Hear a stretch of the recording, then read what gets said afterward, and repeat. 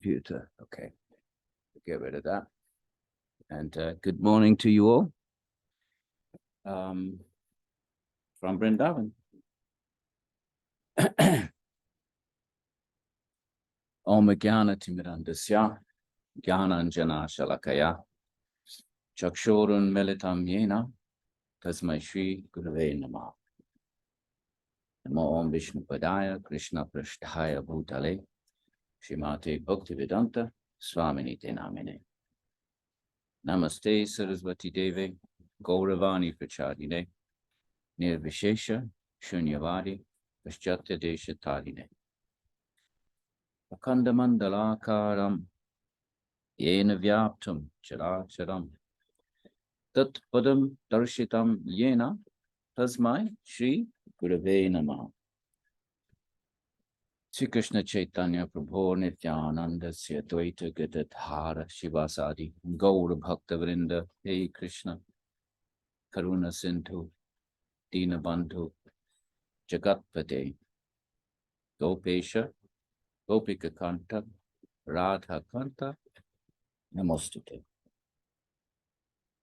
Tapta Kanchana Gaurange Radhe Vrindavaneshwari Vrishabhanu Sute Devi Pranamami Hare Kriya Apavitra Pavitro Va Sarvastha Gatopi Va Ya Smaret Pundarika Ksham Sa Bhayabhyantara Shuchi. Today we finish up the Īśvara section, but it's an extra one, so I'm sure we don't need to go for the full 2 hours, but you know what? I bet we'll go for 3 like we always do. It's just the way it is. I want to just revisit one thing which I may not have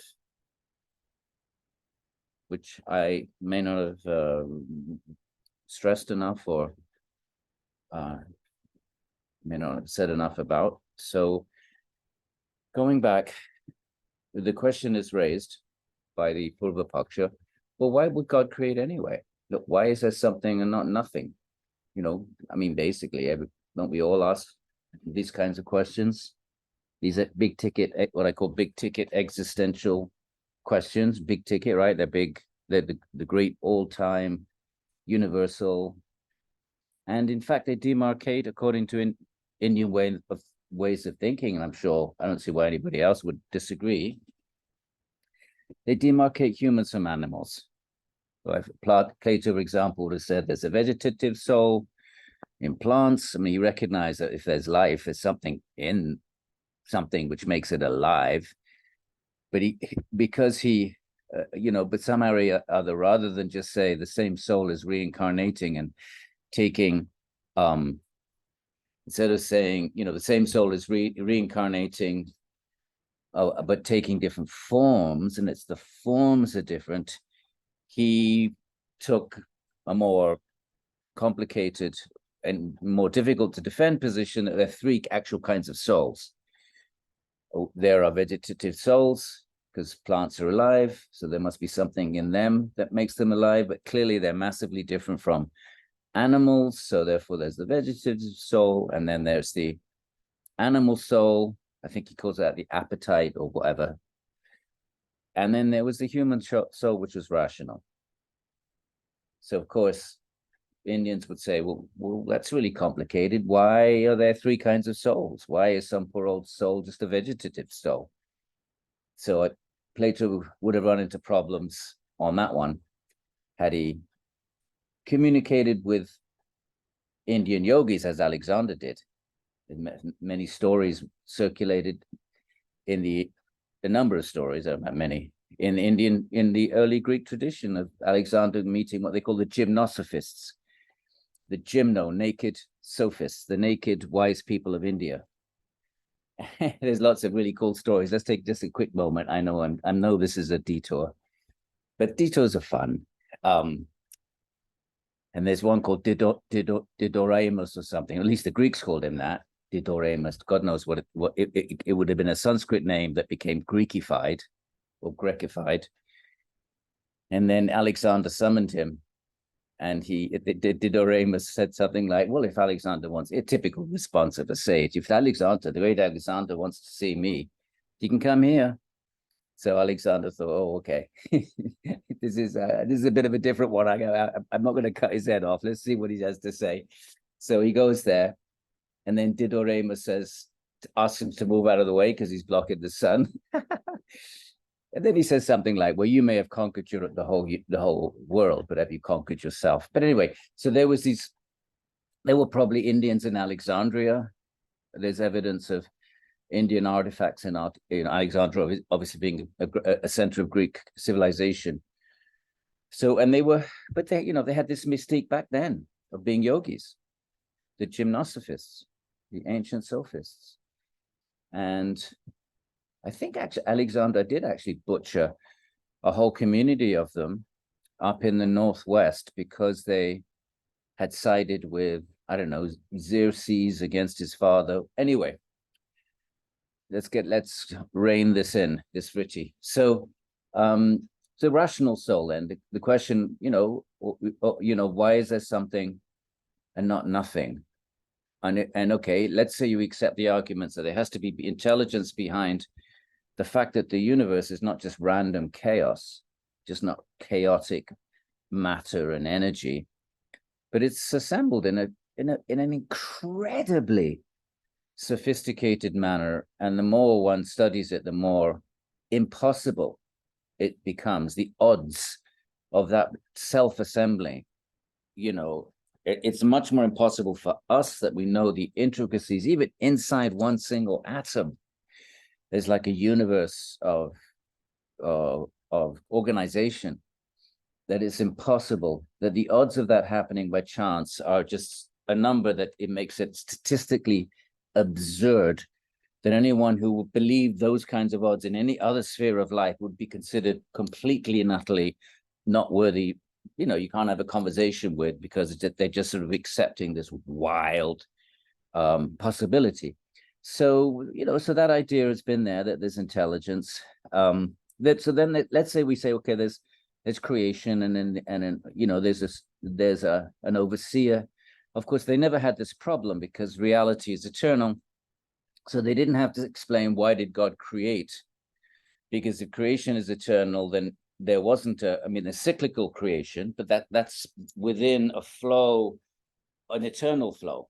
So there's not like a creatio ex nihilo. If you're not familiar with that, because I've used it a lot, and it occurs to me you might not know what it means. Creation out of nothing, ex nihilo, like a nihilist.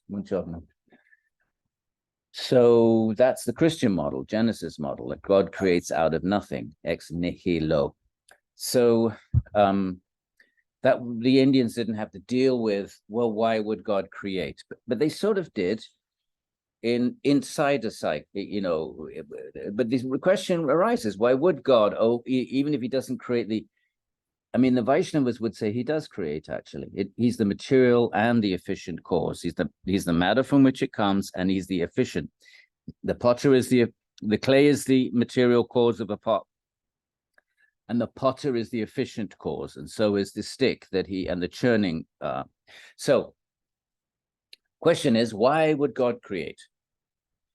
I'm sorry if that was a bit of a wild vritti. I did have coffee. Okay, some say that creation is for the sake of play. I'm just going to revisit this. Okay, Vedanta Sutra says that why is there creation? Because of play. And the term used is lila. I think it's the first instance of the word lila being used in this sort of way. Lila in Sanskrit can also mean easily, playfully, lilena. So, for example, Krishna lifts up Mount Govardhan on his little finger, lilena, effortlessly, like a child plucks a flower, the text says. So why is there creation? Why does God create? Okay, now I don't know how that that kind of question plays out in Christian theology. Obviously, the great theologians would have answered it differently. Augustine Aquinas, there'd be something like free will. But why create souls in the very first place and give them free will, is a question that any theologian's going to have to struggle with. The Indians don't have to struggle with the creation of the soul, because the soul is eternal. And actually matter is eternal, because matter is Maya. Devi hi yasha guna Maya, Mama Maya. The three guna, Maya is the three gunas. I've said this before. It's not that Maya is one thing and the three gunas are another thing. Again, look at your Sankhya charts. There are three gunas. Where's Maya in the chart? It's not something else. It is nothing other than the three gunas. And the way that we're covered by the three gunas is our Maya. Our Maya, what kind of a Maya we're in, depends on the gunas that cover us. So we can be the tamasic Maya or rajasic Maya or a sattvic Maya, obviously a combination of all of those. That is Maya. Are we clear? It's not that Maya is, okay, Maya are the elements of our body, the three gunas, and Maya is the kind of mind we have. I'm sorry. Yeah, it's not that, take that back. It's not that Prakriti is the constitution of our body, the three gunas, and Prakriti is the constitution of our minds, the three gunas, and then Maya is something else that floats over and sort of somehow covers us. No, Maya isn't a separate thing. It is the three gunas. Okay. So then the question comes, why? Well, certainly ex nihilo creation, but they never had to deal with that. But they kind of had creation ex nihilo within the cycles, right? Because there's the universe is created and it lasts for, I can't remember, 8 billion years. And then everything devolves back into the matrix of the gunas. And then Vishnu reclines. We all seen the pictures on the ocean, and he reclines and sleeps, cosmic sleep for whatever it is, 14 billion years, and then it all goes again. So in that sense, matter is eternal. It's an eternal Shakti of God. Devihi Isha Guna Mayi Mama Maya. It's my Maya. Krishna says it's just one of Krishna's many Shaktis. Shak, remember Shak, that which allows something to take place. Shak means power, force. So Shakti is the noun of it. And in Hindi, even we still have the sh becomes a sa. I can do something, I can't do something. Basically, if you can or can't do something, it's because you have the power to do it or not. So that word Shakti in Hindi becomes one of the most common verbs in Hindi. Tum kar sakte ho, nahi kar sakte ho, kyon nahi kar sakte ho. So that, okay, so that's power. Okay, so but why? Why is there creation? So here the opponent, the Purva Paksha, says, well, some say, now when you start off with saying some say, it's the Purva Paksha. Okay, we should all know what the word Purva Paksha means by now, the opposing point of view. Well, some say that creation is for the sake of play, that the Lord creates the universe if it's a kind of sport or pastime. Now, who says that? Vedanta. But what I didn't mention last time, who else says that? All the Shakta traditions, Kashmiri Shaivism, the Tantra traditions, they're all overlap. You can call them all. There's a cluster of traditions. What's the common denominator? Kundalini. There's a lot. Kundalini is the primary soteriological, means that which gives you liberation. So the primary soteriological method is raising up the Kundalini. Okay, up through we've all heard about it, the Sushumna, the central channel, and it goes through the various chakras, eventually gets to the Sahasra chakra in the head, the 1,000 petal lotus, and it unites with Shiva. So and there are variants, all kinds of variants of that. But that basic physiology, where the pranas are super important, the nadis, the subtle channels, and it's most essential of all, Kundalini rising up. It has to be awakened. Has to be awakened by whatever it is, right-handed methods or left-handed methods. Right-handed methods would be, mantra, Shaktipat, the guru can, touch you, and Shaktipad, there's your Shakti again. The pad, the falling into you of Shakti, of power from the guru. Now, what's that? How is Shakti used there? Well, it's a power that awakens Kundalini, coil 3.5 times at the base of the spine. What do you want to awaken her for? Rise up the Sushumna.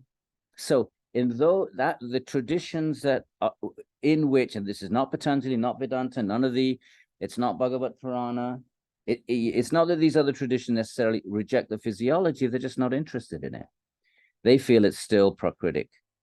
Vaishnavism thinks, even Iyengar, he made a negative comment about it in one of the earlier editions of his books, which was later taken out. I've seen it. Well, I certainly know that to be true. I think I've seen it, or maybe I've just heard it so many times. I'm imagining I've seen it. No, I think I have. I think I've seen it in the 1960 edition. He made some dismissive comment, and which reflects, not him, it reflects Vaishnavism. It reflects the traditions he's coming out of, Vedanta. They reject it because that kind of, those traditions tend to get associated with left-handed practices. Okay, left hand, right hand, right? Left hand you wipe your bum with in India. So you don't use it to eat. You don't use it in Brahmins. You don't go and give them food, don't offer them stuff. Okay. So all of those traditions, when faced with the question of why is there creation, let's keep our eye on the ball here, they would say it's Leela. It's God just playing. Shiva, let's go with the Kashmir Shaivant variant of, you can call them Tantra traditions, Hatha, that's what Hatha Yoga Pradipika, Hatha traditions, Tantra, I call them Shakta traditions because Shakti is so important there, Kundalini Shakti, Shakta traditions, Tantra, Hatha, Siddha traditions, call them the Siddha tradition because the mystic powers are embraced by them much more than even Patanjali rejects them. He describes them. He says, well, they're no interest to real yogis. So that cluster of traditions, you are Shiva, you are Devi in the Devi variants. So why then would I be trapped in Maya, right? This is the question Advaita Vedanta has been faced with for 1200 years by its opponents. What is this Maya? If everything is only Brahman, well, what's this Maya? That it's something else? Well, if it's something else, then you don't have Advaita anymore. You have two things. The Shakta traditions, their response to that question is, well, it's the Lord's play, just what we're reading right now in Nyaya. It's, whether it's Devi at the driving seat or Shiva, depends on the particular schools, right? There's many different forms of Tantra. Then why is there creation? Leela. And they use the word Leela like that. Very different from how Krishna people understand the term Leela, which is Krishna playing, engaging in loving exchanges with his bhaktas. And Leela, just in having fun. Having fun, not because God needs to have fun, he's self-contained, but please the devotee. This is God. This is love. This is the beautiful. This is what you want to know. The heart of Krishna Bhakti, my friends, right here in Vrindavan. Go next door. Talk to the Swami, the Nimbarka lineage, slightly different colored sacred clay. They have the yellow one. Our Gaudiyas have. And they will, and that's all they do. That's all they do. Absorb their minds in the Leelas of Krishna. They structure their whole day around it. The whole day they get up and say, as if Krishna were there with them. So now they're feeding Krishna. It's morning. They chant certain things, morning ragas, and then they're basically, their whole day is structured around what Krishna's day would be, because they want to enter into that eternal realm. And therefore, their bodies and minds in this realm are used as training. It's like soldiers get, well, it's a Tamasic example. Soldiers get trained and in boot camp in order to then go out on a real battlefield. They're now trained to do that. So that's what the sadhana is in many Krishna communities. But anyway, so once we get into the text, I'll tighten all this up. But I want to share with you, since we're here in Vrindavan, we're here. Let me share some of the flavors. Let me take these little vritti detours and share with you some glimpses of this magical place called Vrindavan. Magical if you go deep, filthy, polluted, corrupt, and chaotic and massively overcrowded if you look at the external. So you got to go beyond all that. Okay, why So the Kashmir Shaivas would say, well, let's go with the Kashmir Shaivites. Shiva fractions himself. That's the way I'm putting it. They wouldn't, I'm not sure they'd put it that way. Fractures himself. That sounds like he's breaking himself apart, but that's not how it works with consciousness. It's not like matter that you break something apart. Now you have two bits and you don't have the original thing. If I have a table and I take the legs off, when I have four legs and a top, we can't call it a table anymore. But it's not like that with consciousness. So therefore, Shiva can manifest an infinity of Shivas and remain Shiva. But in that tradition, all those Shivas are equal. And then just to have fun, Shiva loses himself in samsara. And that we're all Shivas. And we have to find our way back to our own essence as the original. It's like going to the way best example I could come. This is nonsense for Vaishnava way of thinking. But the Kashmir Shaivas would say, it's like you go to a maze, right? You have those mazes sometimes, and the corn mazes. I remember when my daughter was young, we went to corn maze, and you lose yourself in them. Why? Fun. You got to find your way out. So something like that. And therefore, why is there creation? Well, Shiva has fun, creates the universe, wonderful spectacle. And they give the beautiful example of the peacock just manifesting its tail, just because it's beautiful. Well, of course, it's really attracting a female, but let's bracket that. So it's just a spectacle, and then sort of fractures himself into samsara. This doesn't make any sense to Nyaya, or for that matter, the Krishna tradition would agree with Nyaya. So some say that creation is for the sake of play. That the Lord creates the universe as a kind of sport or pastime. Okay, so that will be the Shakti traditions. And that's why I didn't mention it last time. That's why I'm revisiting it now, because they're quite, prominent in the West. And Vedanta. But this is wrong. Okay, now Vaishnavas would agree. This is wrong. Why is it wrong? For play is done for the sake of enjoyment by those who would lack enjoyment without it. You see where they're going to go? If you play, it means you're not self-contained and self-fulfilled. You need to, go out and find something to do. It means you're bored. Your enjoyment, your bliss is not fully constitutionally a part of you. You need to go outside of yourself in order to have to enjoy. That's what they want to say.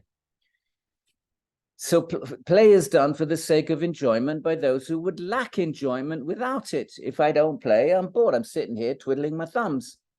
And it is false that the Blessed One, that's the term for Bhagavan, not a great translation, with all due respect to my very good friend, Matthew Dusty. And it is false that the Blessed One would seek enjoyment in this way. Why is that false? Since, as has been said, he suffers no unhappiness. God doesn't need to go around looking for something to do and looking for some play. He's completely and utterly Aptarama. Aptarama, the Bhagavat keeps saying, self-content, self-fulfilled. It's those who are unhappy engage in amusements to become happy. When we go out looking for something to do, it's because we're unfulfilled, bored, whatever it might be. Okay? And then he goes on with it. So I wanted just to stress that, because you'll see the term lila used. Any of you that are, have sort of flirted or part of, let's say, Muktananda traditions and Guru Mai, those are Kashmir Shaiva traditions, and there's lots of variants. This would be the Nyaya response to this idea that the question, when the question is raised, why is there creation? Then here's the answer. But I don't know whether we're satisfied with the answer. What the Nyaya would say. The Siddhanta, let's see what they have to say then. Okay. All right. Others say that creation is, let's do the whole thing. Others say that creation is for the sake of revealing the glory of the Lord. It's just sort of so that we can all wonder at the glory of the Lord. And I don't know whether, if they knew about Christianity, they might have associated this with Christianity. I can't say, I don't know, but possibly. They think, these other ones, they think that God creates the manifold universe as a testament to his glory. It's like, look at me. Look at, like Krishna sort of does in the 11th chapter. Pashyame yogameshwaram. Just see my yogameshwaram, the majesty of my power. He says to Arjuna, and that's but he doesn't need to do that. He's doing that because Arjuna asks him. Arjuna says in the 11th chapter, please, Krishna, show me that form of yours. So it's not that God does it because he needs to do it, right? He's doing it because he loves Arjuna. Arjuna says, can you do this? Krishna says, sure. That's pure devotion. That's when you get to that 100% pure devotion, God is as desperate to please you. That's not quite the right word. Is as keen to please and serve you as the Bhakta is. And that's the whole magic of Krishna Lila. My friends, you got to read the 10th book of the Bhagavatam Purana, first 35 chapters, if you haven't read it. 90 chapters, Krishna's life. The first 35 of Krishna devotion. I don't want to sort of mention my books, but I have translated the whole thing for Penguin Classics, and there's sections of it in the Bhakti Yoga book. It is a world classic. You got to read the Ramayana, you got to read the Mahabharata, and you got to read the 10th book of the Bhagavatam, at the very least, to be educated citizens of the world. To get a visa into the world, you gotta read those 3 texts, my friends. Okay. Okay, let's focus a little bit now. I'm all over the place this morning. So that's also wrong, this idea that God is just showing his majesty. This is similarly wrong. For the Lord would not gain even a hint of distinction by means of his glory being revealed. Why the hell? Right, is he bragging? Is he saying, well, look at me, look what I can do? Well, of course not. He's self-fulfilled. He doesn't need to strut his stuff, says Nyaya. He would not gain even a hint of distinction by means of his glory being revealed to the likes of us. Thank you, Nyaya, very much. Very nice compliment there. Nor would he lose anything by not revealing it. What would he lose? What does he care what we think of him?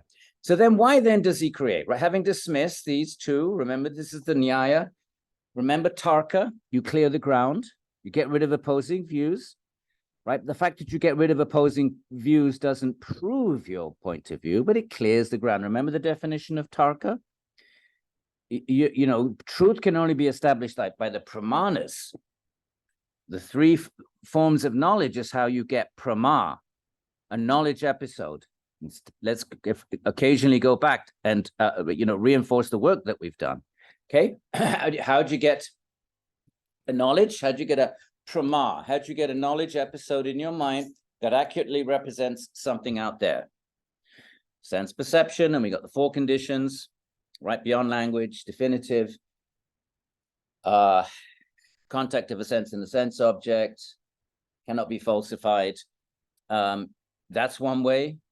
Then you have anumana, the invariable connection between a linga and an object you can't see. So if you could see it like fire, you wouldn't need a linga of it. The linga is the sign, the smoke, but it has to be what they call an invariable concomitance, my friends.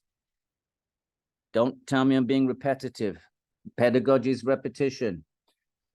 If you're anything like me, you got to go over it again and again and again. I've been teaching this for 45 years. I still forget. I'm like, what's the 4th one again? Okay, right.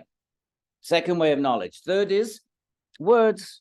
And what kind of words? Well, how do any old words? Can I just like read a billboard? No, the words have to, well, maybe, but words have to be given by the person who gives us those words has to have seen the truth. Has to have had the first source of knowledge at number 1, and number 2 has to have a desire to communicate it. Right. That's how you actually get real knowledge. But Nyaya says, okay, we accept that, but sometimes there's all these other views cluttering the conversation. So Tarka, in that chapter on, what was it, doubt and the philosophical method, Tarka is when you just knock down all the opposing points of view. You show they're incoherent, right? Which is what he's just done here. Well, some say that, so that's an opposing point of view. Some say creation is for fun. Knock it down. That doesn't work. God doesn't need fun. Get rid of that one. God's self-contained. Okay, knock that one down. Others say it's to show his glory. Get rid of that. God doesn't need to do that. What is he? What has he got? An inferiority complex? Does he need to, go and see a psych for $100 an hour? No, God doesn't need that. Right, get rid of those 2. And now, once you've got rid of, that's what Tarka does, Tarka. You want to establish your Siddhanta, and yours and Nyaya, which pramana does Nyaya favor? You should know this by now. Anumana, inference.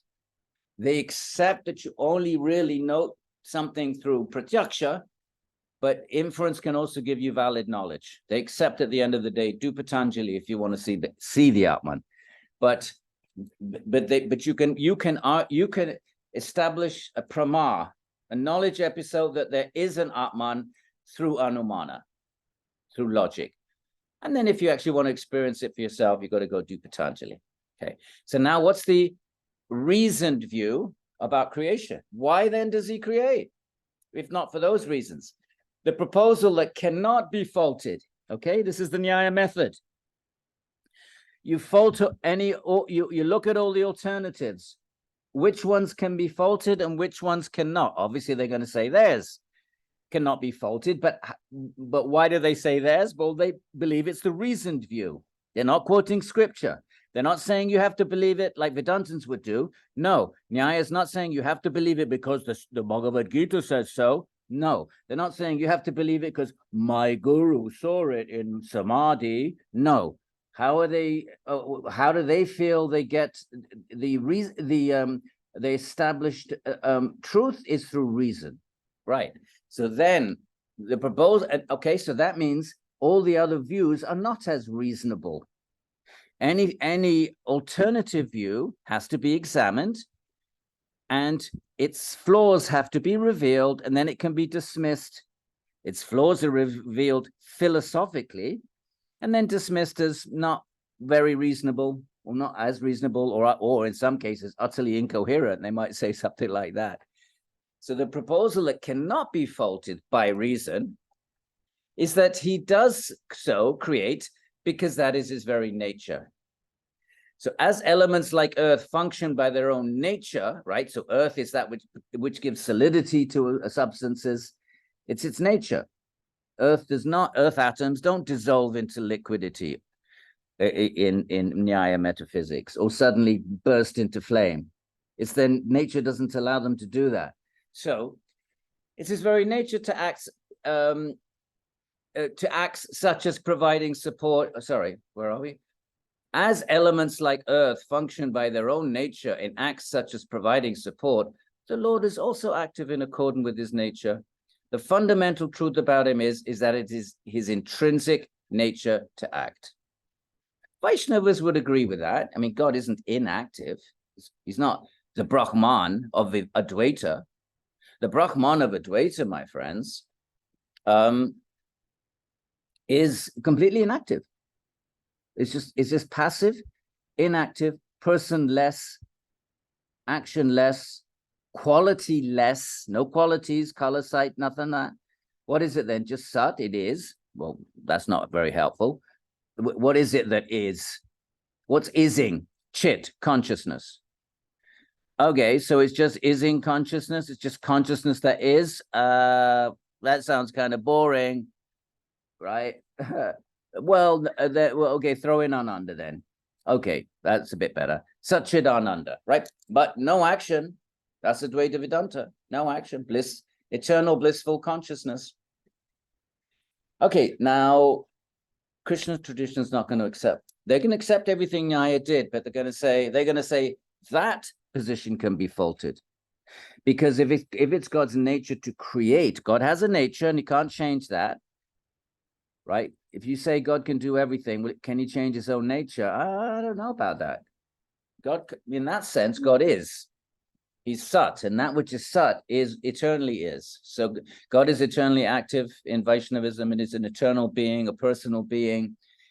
If you say, can he change that? Well, the probably reply would be, yes, he manifests Shakti, he manifests the Atman that have the potential to be passive and changeless. So that's also God. So there are aspects of God's being that are passive and unchanging, such as the Sarupa of Patanjali, if that's what you want.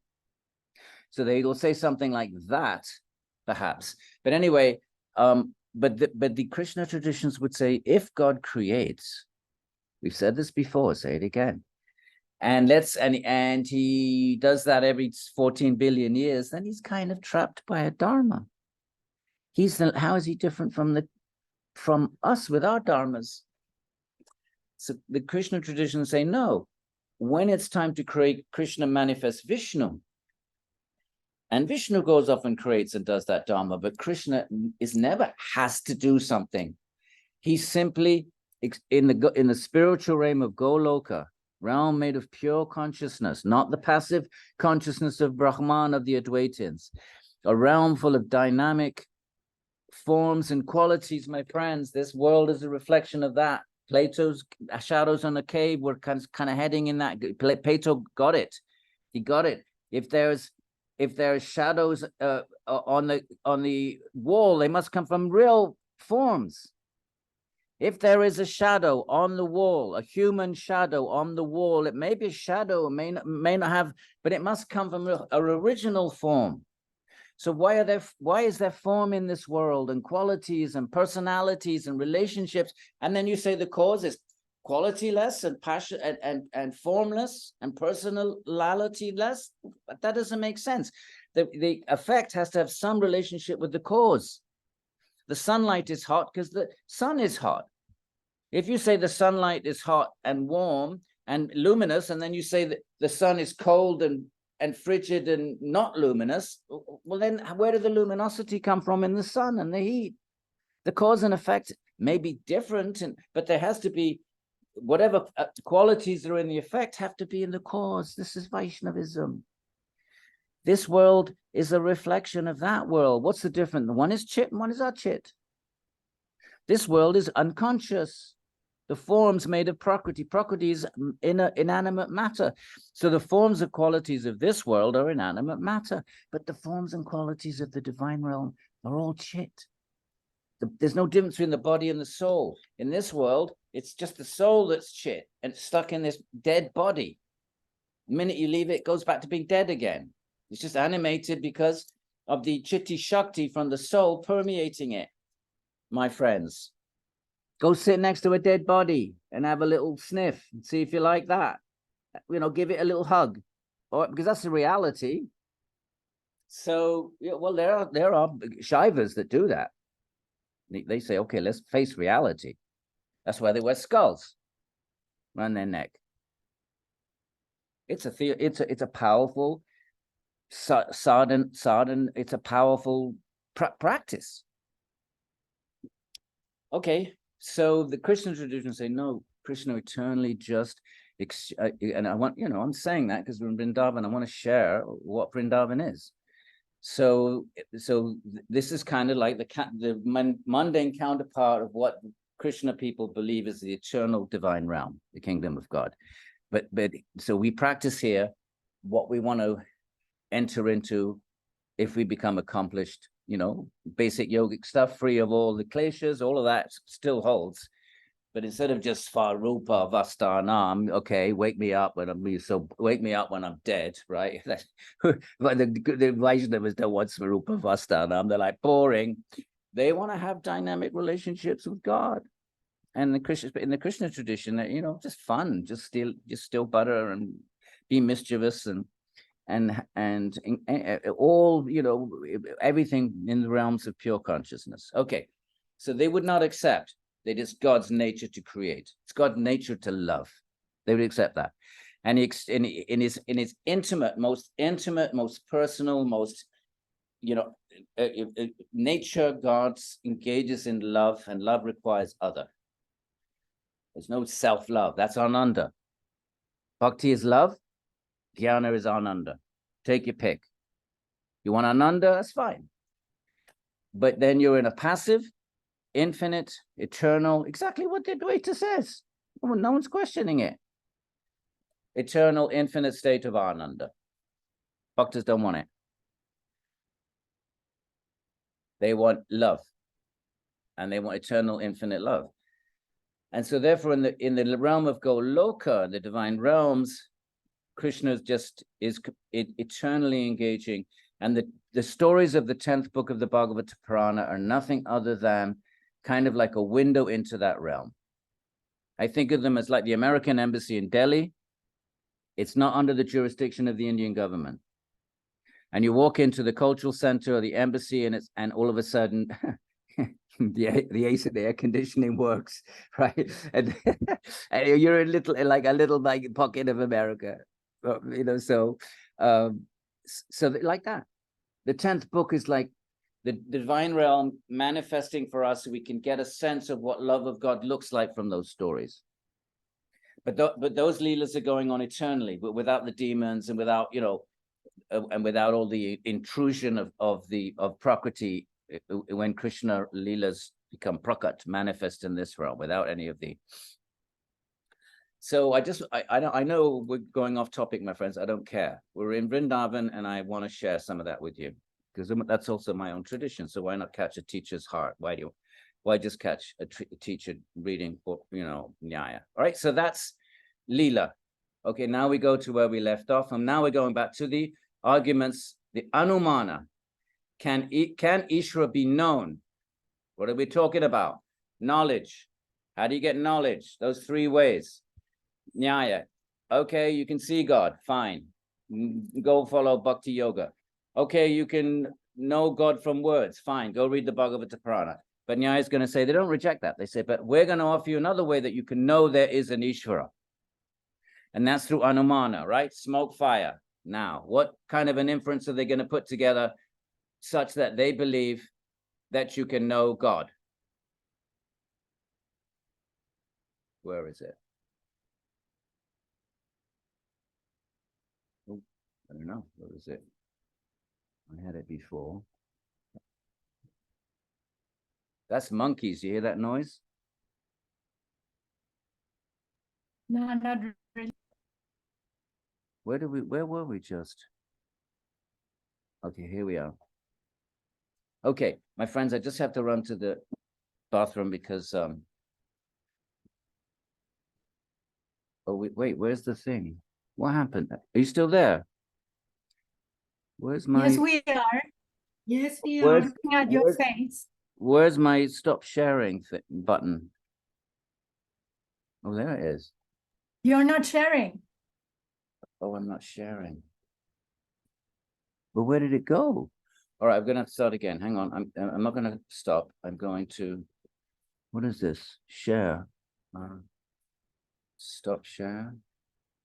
But where's my share? Where's my Nyaya? Okay, I have to bring it up. Give me a second. I know what to do. I think. Nyaya Sutra Dusty. Fine. Stop share. Stop share. Stop share.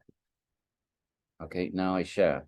And I'm just gonna use the Lou. Okay, if you want to read down here, starting with Vachaspati on the right. And we'll try to focus now, okay? At least I'll try to focus.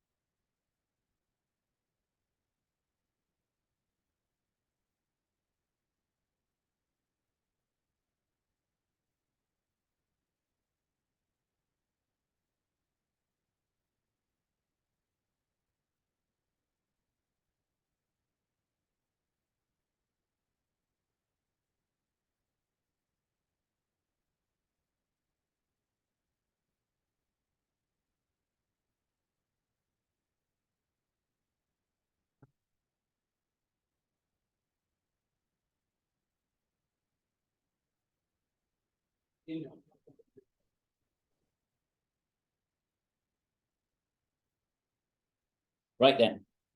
So let's see what the Nyaya inferential proof for God looks like. Right, Vachaspati says, this is what our revered teacher Udyotka is saying, right? We read it before.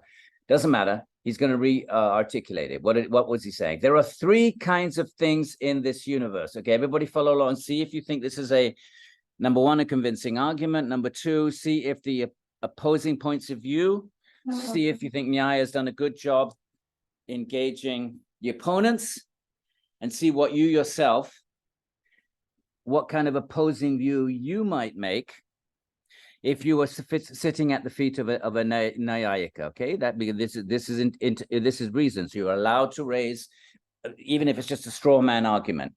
It's encouraged. Nyaya wants us to reason and raise doubts. Okay, and that's what they claim. That's their position in the Vedic traditions, to engage doubts connected to the words of the Vedas and the claims of the yogis. They accept the words of the Vedanta and they accept the claims of the yogis, but their job is to defend them using reason. Let's see if they do a good job. Let's see what you think. Very simple. The argument's very simple, but does that make it not profound? I don't know. It's up to you. You see what you think. Right. There are three kinds of things in the universe. Write this down or make a note. This will be on your midterm exam. Haha. Those known to have an intelligent maker, such as palaces, watchtowers, gates, and arches. So there's things we know were made by design, by intelligent design, buildings, houses, cars, arches, and so forth. Right. That's the one category of things in the world. Second, those known not to have an intelligent maker, such as atoms and ether. Right. Now, here it differs from Sankhya. Nyaya, remember, does not accept that everything comes from Prakriti and the three gunas. No, there are eternal atoms. It's more like the Greek philosophers. Atoms are eternal. God doesn't create them. God is the efficient cause, not material. Efficient means you take what's already there, like the potter and the clay. Vedanta would say, Brahmadi, Janmasyata, Brahmadi, Janmadi Asya Yataha, that Brahman is that from which this creation emerges. So Vedanta would say Brahman is the material cause and the efficient cause, right? So take the clay. Vedanta would say the clay is Prakriti and Prakriti is the Shakti of Īśvara. So in that sense, the clay emerges or, is the ultimate substratum of the clay is Īśvara. So Īśvara is the material cause. And then the efficient cause as well, right? So the clay is the material cause, the potter, the stick that you put in the middle to make the cup, those are efficient causes, and the clay is the material cause. Nyaya only accepts efficient causes. Why? Because the atoms are eternal. There's 6 things that are eternal: qualities, atoms, and we don't have to get into the rest of them. Okay, just keep that in mind. It's not the main point here, but in case you wondered, why do they say this? What are they saying? There are 3 things in the world: those known to have an intelligent maker, like palaces and so forth; those known not to have an intelligent maker. So in Nyaya metaphysics, Prakriti they don't accept Prakriti as a Shakti of Īśvara. They say that Īśvara is eternal and the atoms are too. Īśvara didn't create them. They're co-eternal. Right. So those things which are known not to have an intelligent maker, because they're eternal, right, such as atoms and ether. And C, the third kind of things, those are under doubt, under dispute. Those for which having an intelligent maker is in doubt. Right? What doubt is that? Is there a God that makes the universe? Is there a God? Buddhists say no. So there's doubt. Remember doubt? Remember doubt. Is it a post or is it a man? Some say it's a post, some say it's a man. Is there something that can distinguish the 2 points of view? Well, then you examine the 2 points of view and you see if reason can eliminate one.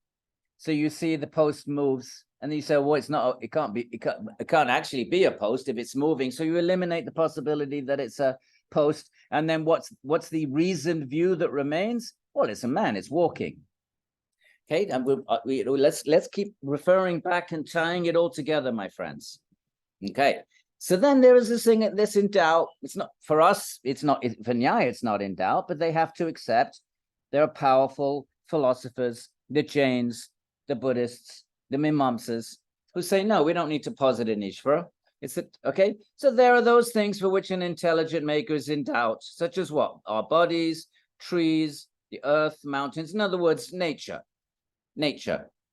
Okay, just everything in nature, deserts or the planets, the universe. Thus, there is doubt about this third group's having an agent as a cause, but because it's something that is yet to be known, or because it's disputed. Remember, why do you need Nyaya? If there's a dispute, there's no dispute, you don't need reason. You only need reason if there's a dispute. Remember the two kinds of disputes? Either it's an external dispute, somebody's challenging your view from the outside, or it could be dispute in your own head. In your own head, you're not talking to anyone. You're just looking out the window. Is it a post? Is it a man? So there's doubt in your own head. So either way, there's some dispute. And no pramana, source of knowledge, or defeater. If you come up with a defeater, means a defeater is what Nyaya does. You defeat the other points of view, and only one remains standing. And there is no pramana or defeater that would settle the matter. At least, no, sorry, said that wrong. And no pramana or defeater that would settle the matter has been identified yet. Now I would say there's always a way of solving the matter, but when there's doubt, right, the post, it hasn't moved yet. So there's no defeater of the 2 points of view. One of them is not emerging as better than the other. It's only when it moves, now you have a defeater. Now you have a defeater of the point of view that it's a post. That's defeated now. I mean, it's clunky language, but I'm just following the language of Muni. Okay, so as yet, there has not been a defeater that has emerged to settle the matter and eliminate the other point of view. Okay, and it is not, so it hasn't been identified yet. And it is not the case that mere non-perception is enough to refute God's existence. You can't just say, oh, there's no God because I don't see him. So non-perception isn't a valid defeater. You can't defeat the proposal that there is a God by saying, well, I don't see him. That's not a defeater. That doesn't defeat it. Why not? Why? What's wrong with that? What's wrong with saying there's no God? Because if there was, why couldn't I see him? Well, what's wrong with that? And next page. As there may be existing things that by nature are imperceptible, such as atoms. There's loads of things. Actually, Sankhya gives a nice list in the beginning. Actually, when it's talking about the Atman, it gives a list. You can't say there's no Atman because you can't see it, says Sankhya, which Nyaya would have no problem with any of these. Just apply it to Īśvara. Remember, Īśvara is a certain kind of Atman. Even Patanjali says it's a Purusha Vishesha. So, and then Sankhya says, well, you can't see something that may be too small, which is what Nyaya is saying here, like atoms. It may be too big. It may be too far away. There may be an impediment in your sense organs. There may be something blocking it, like a mountain. Right, you can't see the village on the other side of the mountain. Look at that, monkeys.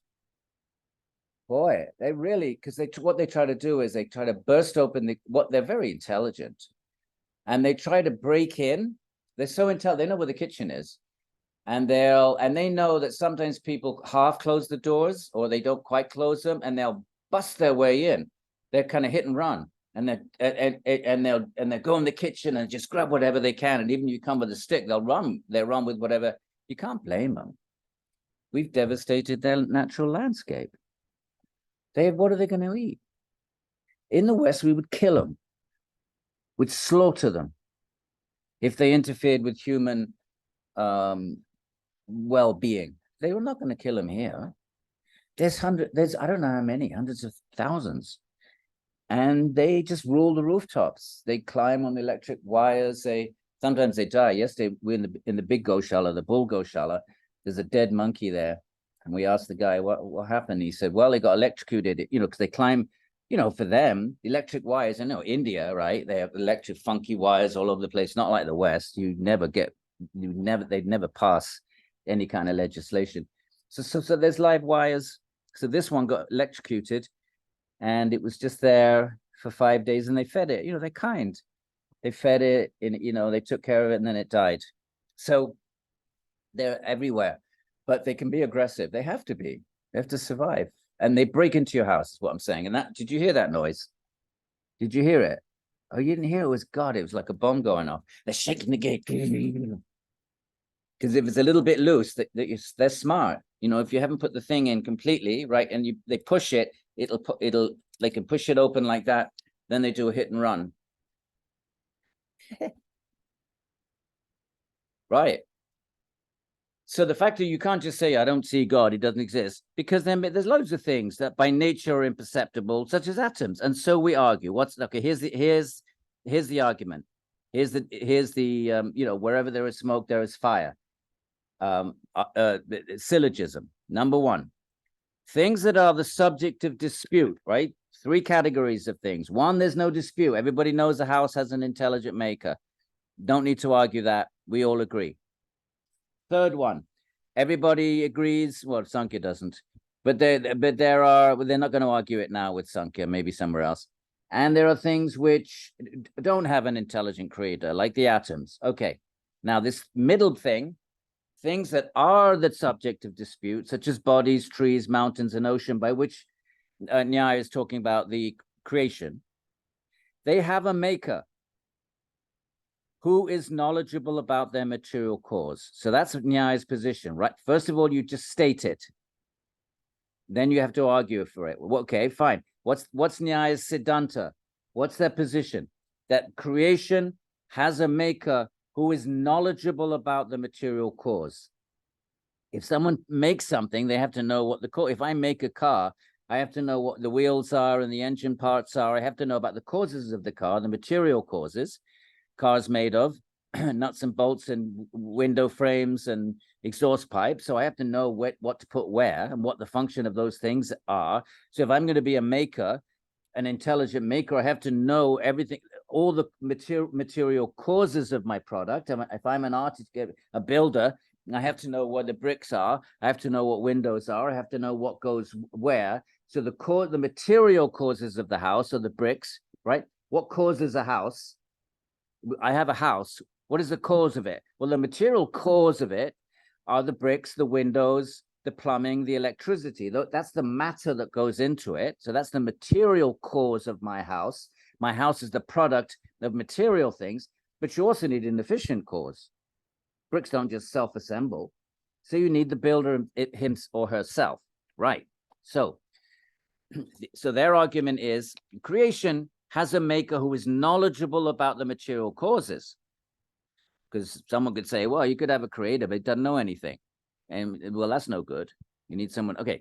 2, now that you've made your statement, what is your rationale for that? Since they are produced, 2 reasons. Alternatively, since their material cause is insentient. These are the 2 reasons. If they're produced, then someone has to put them together. A product is put together. It doesn't self-assembly. A car doesn't, the bits don't just kind of jump up and align themselves perfectly by themselves. They need a producer, right? Wherever we see smoke, always, there's fire. Wherever we see a product, always, there is someone that put an intelligent, efficient cause and put them together. That's how you make an inference. No known exceptions. So they're going to extend that principle to creation as a product. All unknown products, remember, all known smoke, fire. Now I see I see the smoke I've never seen before. I see one instance of a category. All men are mortal. Take one instance. Well, this particular Socrates, is he mortal? Well, yeah. Then and is he a man? Yes. Then he's mortal. So all known products are in our experience, with no known exceptions, are put together by an intelligent maker. The world is a product in the sense that parts have been put together. Therefore, by the universal principle that we do observe, remember, all fires that we have ever observed, all smokes that we have ever observed, have fire as a cause. So all products that we've ever observed have a maker as a cause who's intelligent and knows the constituents. So therefore, extend that to the universe as a product. So why should it break this universal principle, this universal concomitance? What is concomitance? Wherever there's they go together. Smoke always goes together with fire. It's called a concomitance. Committance, or we can look up the etymology of that. It commits, I suppose. I don't know. Wherever there's smoke, you are committed to also assume fire as its cause. There's no, you can't get around it. You can't avoid it. So Nyaya wants to say wherever there's a product, don't tell me you can't hear that.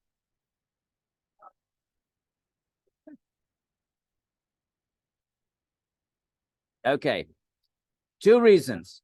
One, since they are produced, that's a reason why all products have a maker. But the other reason is their material cause is insentient. The material cause of the universe are the atoms, but they're insentient, and insentient things can't guide things into becoming a product.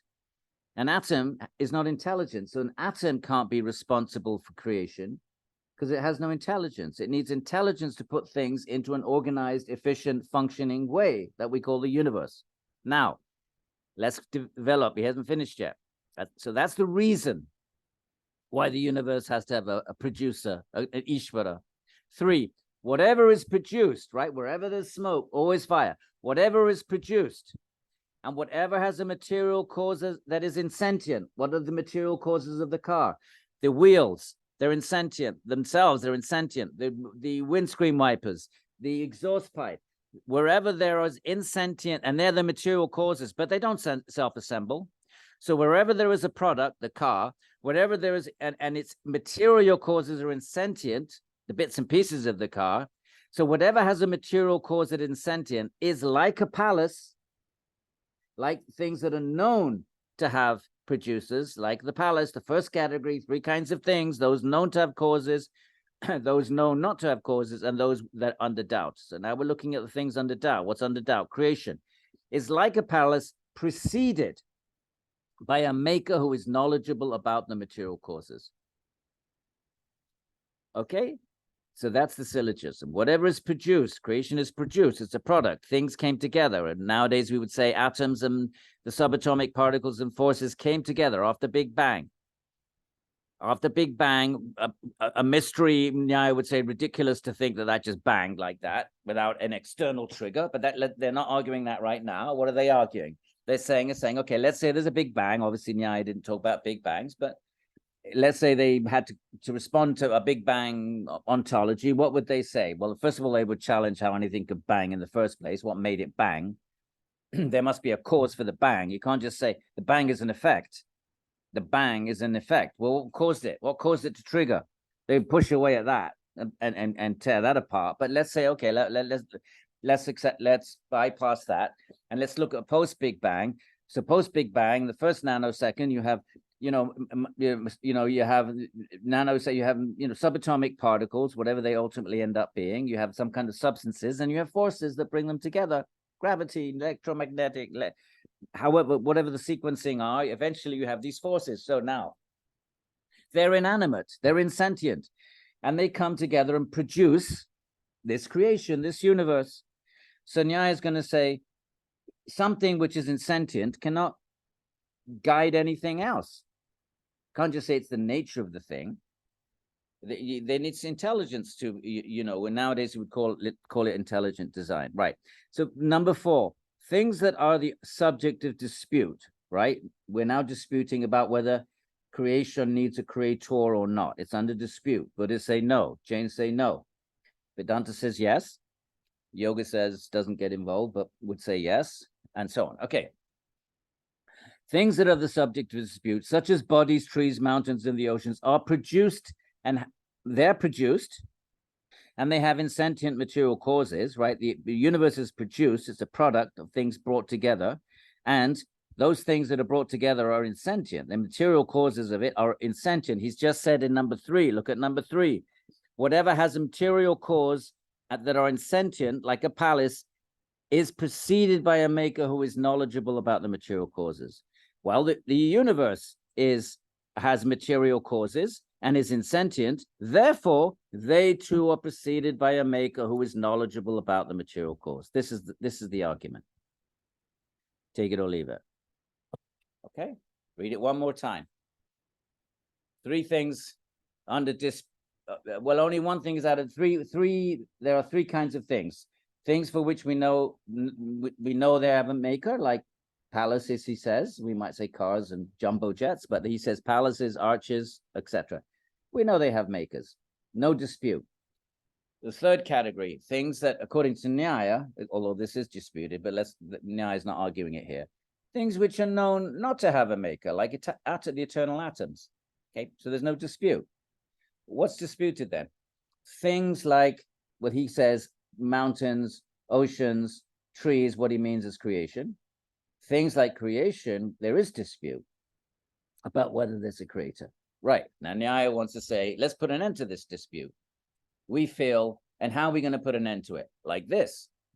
Things that are the subject of dispute, well, let's just say creation. He says bodies, trees, mountains, and the ocean, but what he means is creation.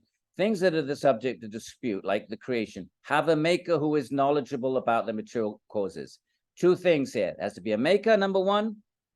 It's just like, you know, how do you get knowledge by words? Two things. The person who has seen the thing, and number two, have a desire to communicate it. Okay? Two ways that the pramana of words are accurate. Okay, here, what is it to be a producer? What does it mean to be a producer? A maker. A maker is someone who is a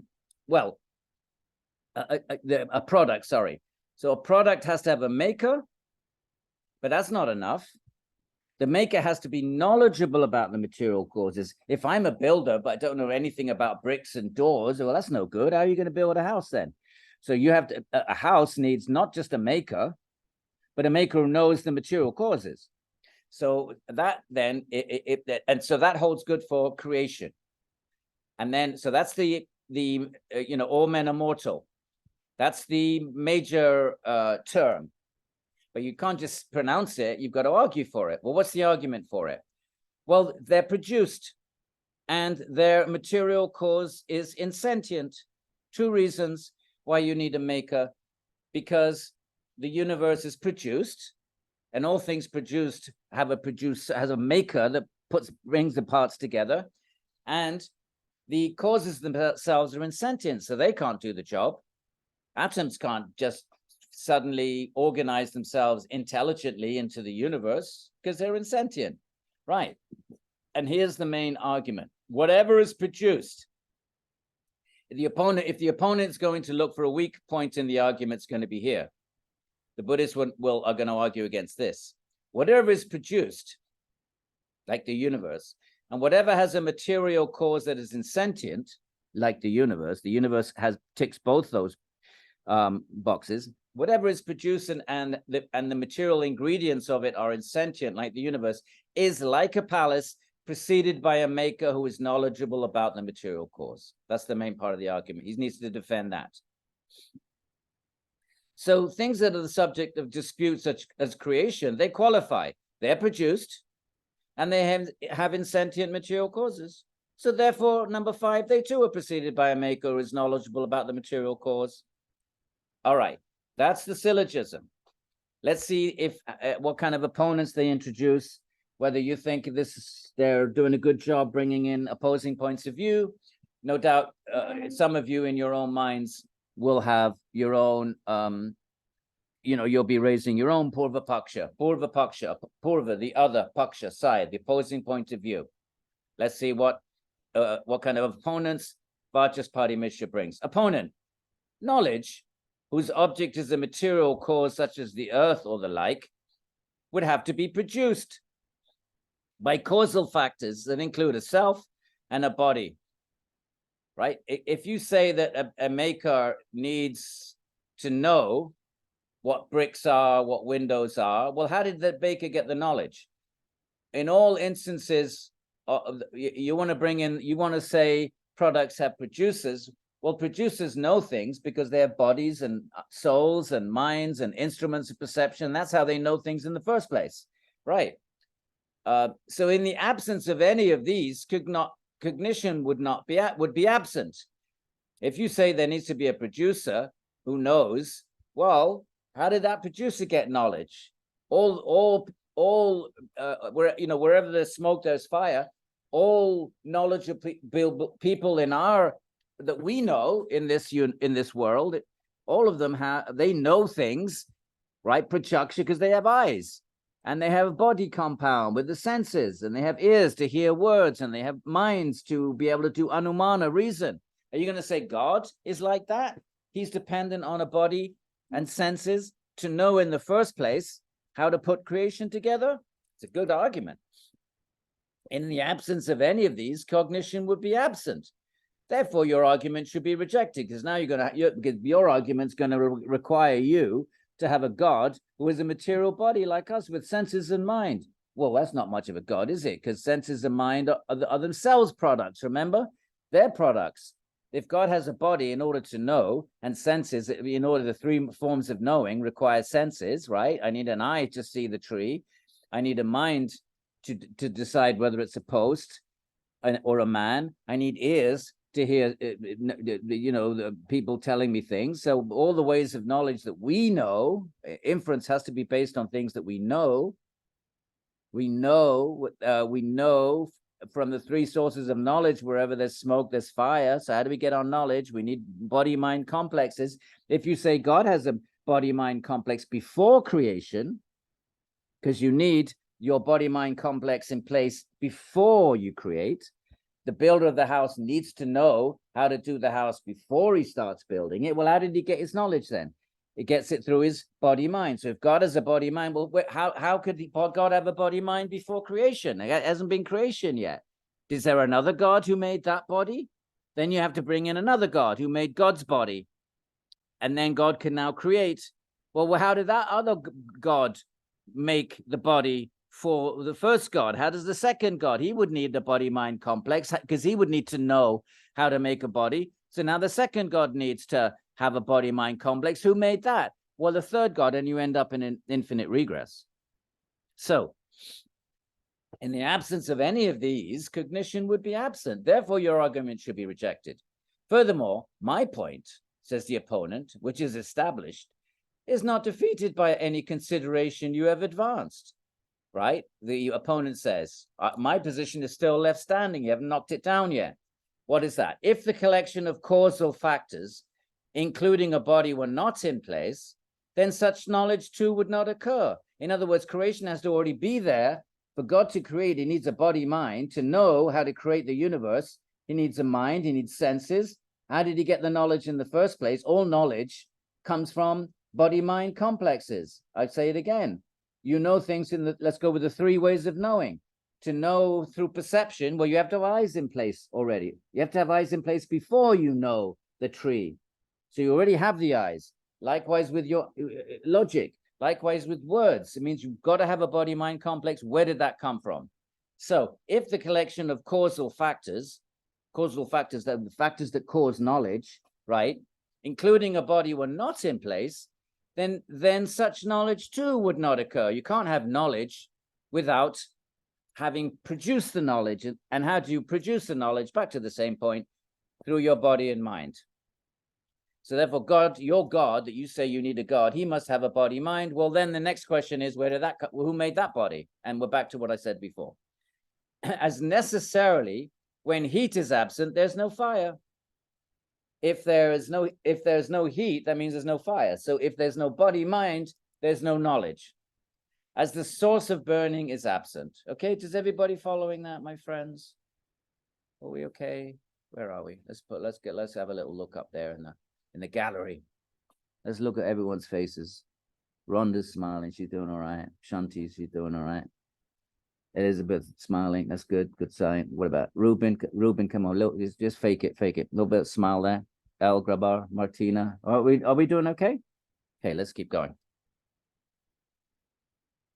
Right, so there you have the infinite regress argument. I'm not sure, did we already discuss that? I can't remember if we discussed it. We're not. I've got an X over here. We're going to skip that one. So that's the argument of the opponent against Īśvara being a creator. To create, you need body, you need to have knowledge. They're not, you know, they accept, okay, sentient, fine, but where we're going to attack you is to, you know, a maker has to have knowledge of what it's going to make. If I'm going to make a car, I have to know how to do it. How did I get that knowledge? Well, I got it from as a kid. My dad taught me, so I need ears to hear, or I made an inference, or I saw people making cars, and I sat around in my dad's workshop as a kid, and I saw, and I saw, and I saw, and then I could do. Then I have the knowledge. But how did I see? Because I have a body-mind complex. Or somebody taught me. How was I taught through the ear? And I need a body-mind complex. Or I figured it out myself. How did I do that? I need a mind, and so forth. So therefore, God needs a body to be. He needs to know how to create, to have that knowledge in the first place. The only way you get knowledge, body-mind complex. But how can he have a body-mind complex? He hasn't created yet. So who created his body? He can't have created it, but he hasn't started creation yet. And you need a body before you create. Well, where did it come from? Is everybody following it? Where did, one more time? Tell me if I'm really being annoying. How did God to know you have the body-mind complex? Well, where do you get it from? You hadn't created yet. Well, another God. Then you have to say that they're going to play devil's advocate. Well, then another God made it, did they? Is that what you want to say? Another God made God's body? Well, fine. But that other God, God number two, God on high again. That on high again, God, well, he must have known how to make the first God's body. Where do you get his knowledge from? He too would need a body, mind complex. Well, where do you get that from? Oh, let's go God on high and high. You want to go down? Well, then infinite regress. See it? That's the argument.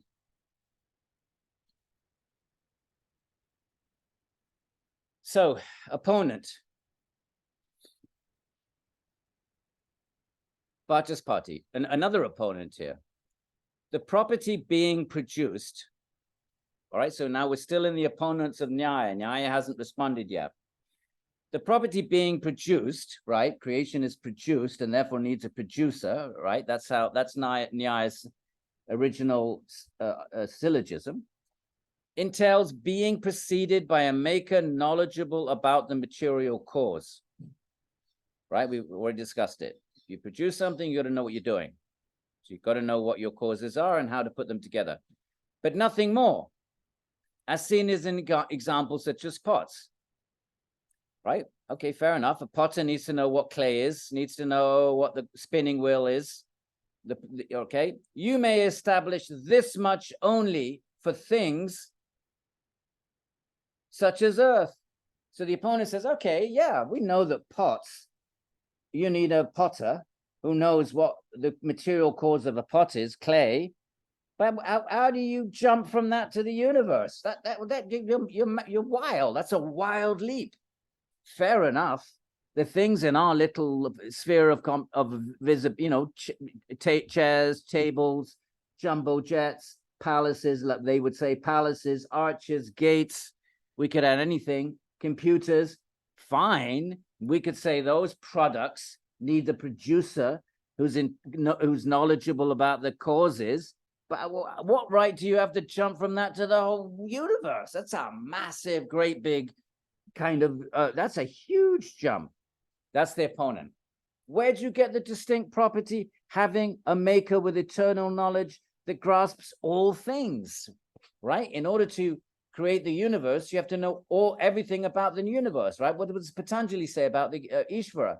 His omniscience is unsurpassed. He knows everything. If you say the universe needs a creator, that means you're positing an omniscient creator.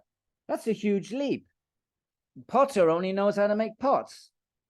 He doesn't know how to make a car. Car maker knows how to make a car, but he doesn't know how to cook pasta.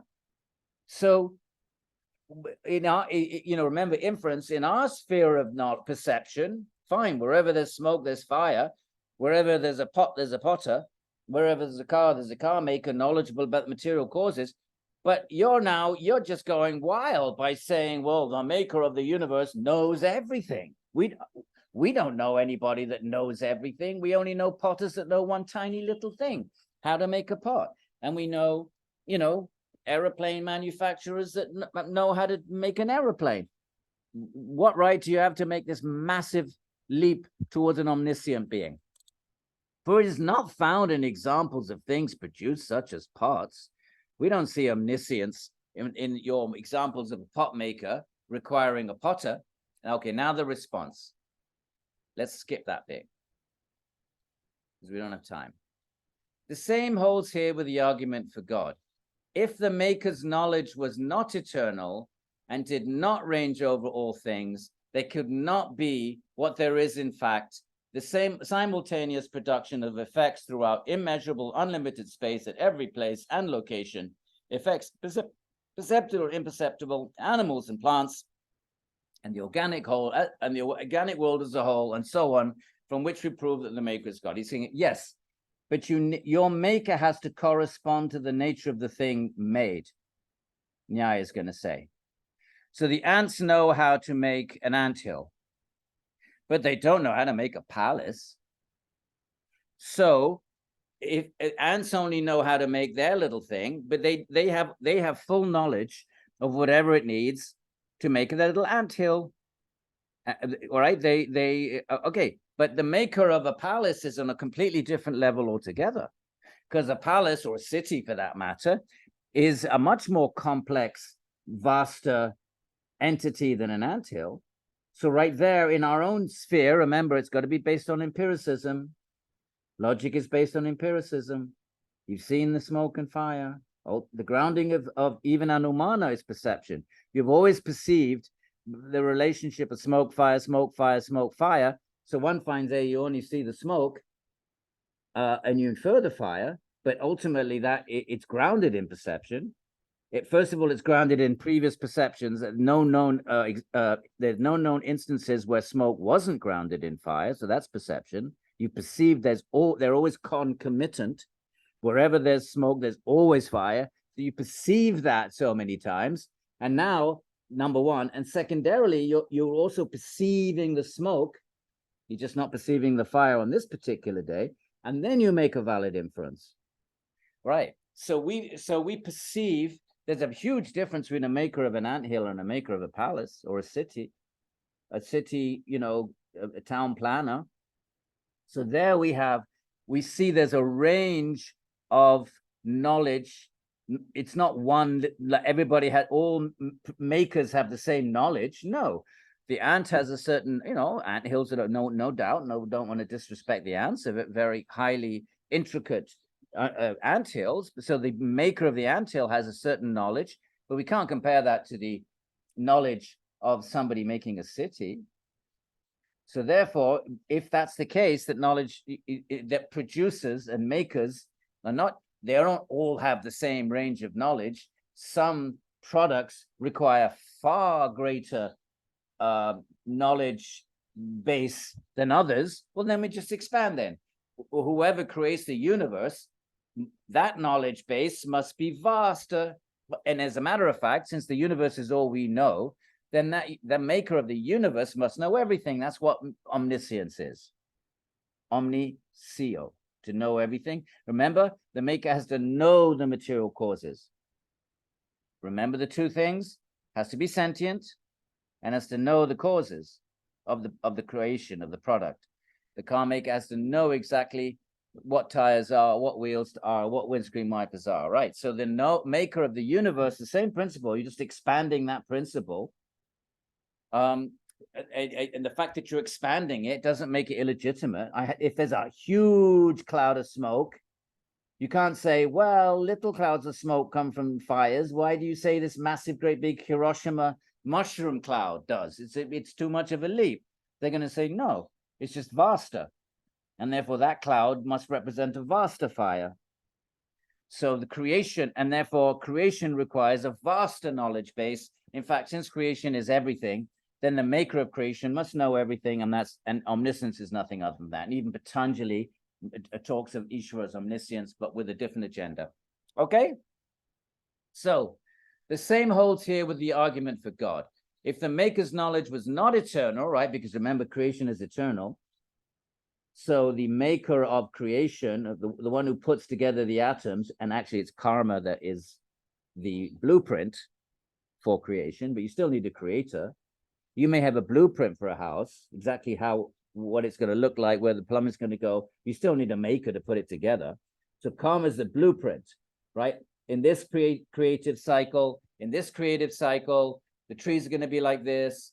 They're each different, right? The species of life are going to be Why? Because karma requires that the batch of souls go injected into the new creation.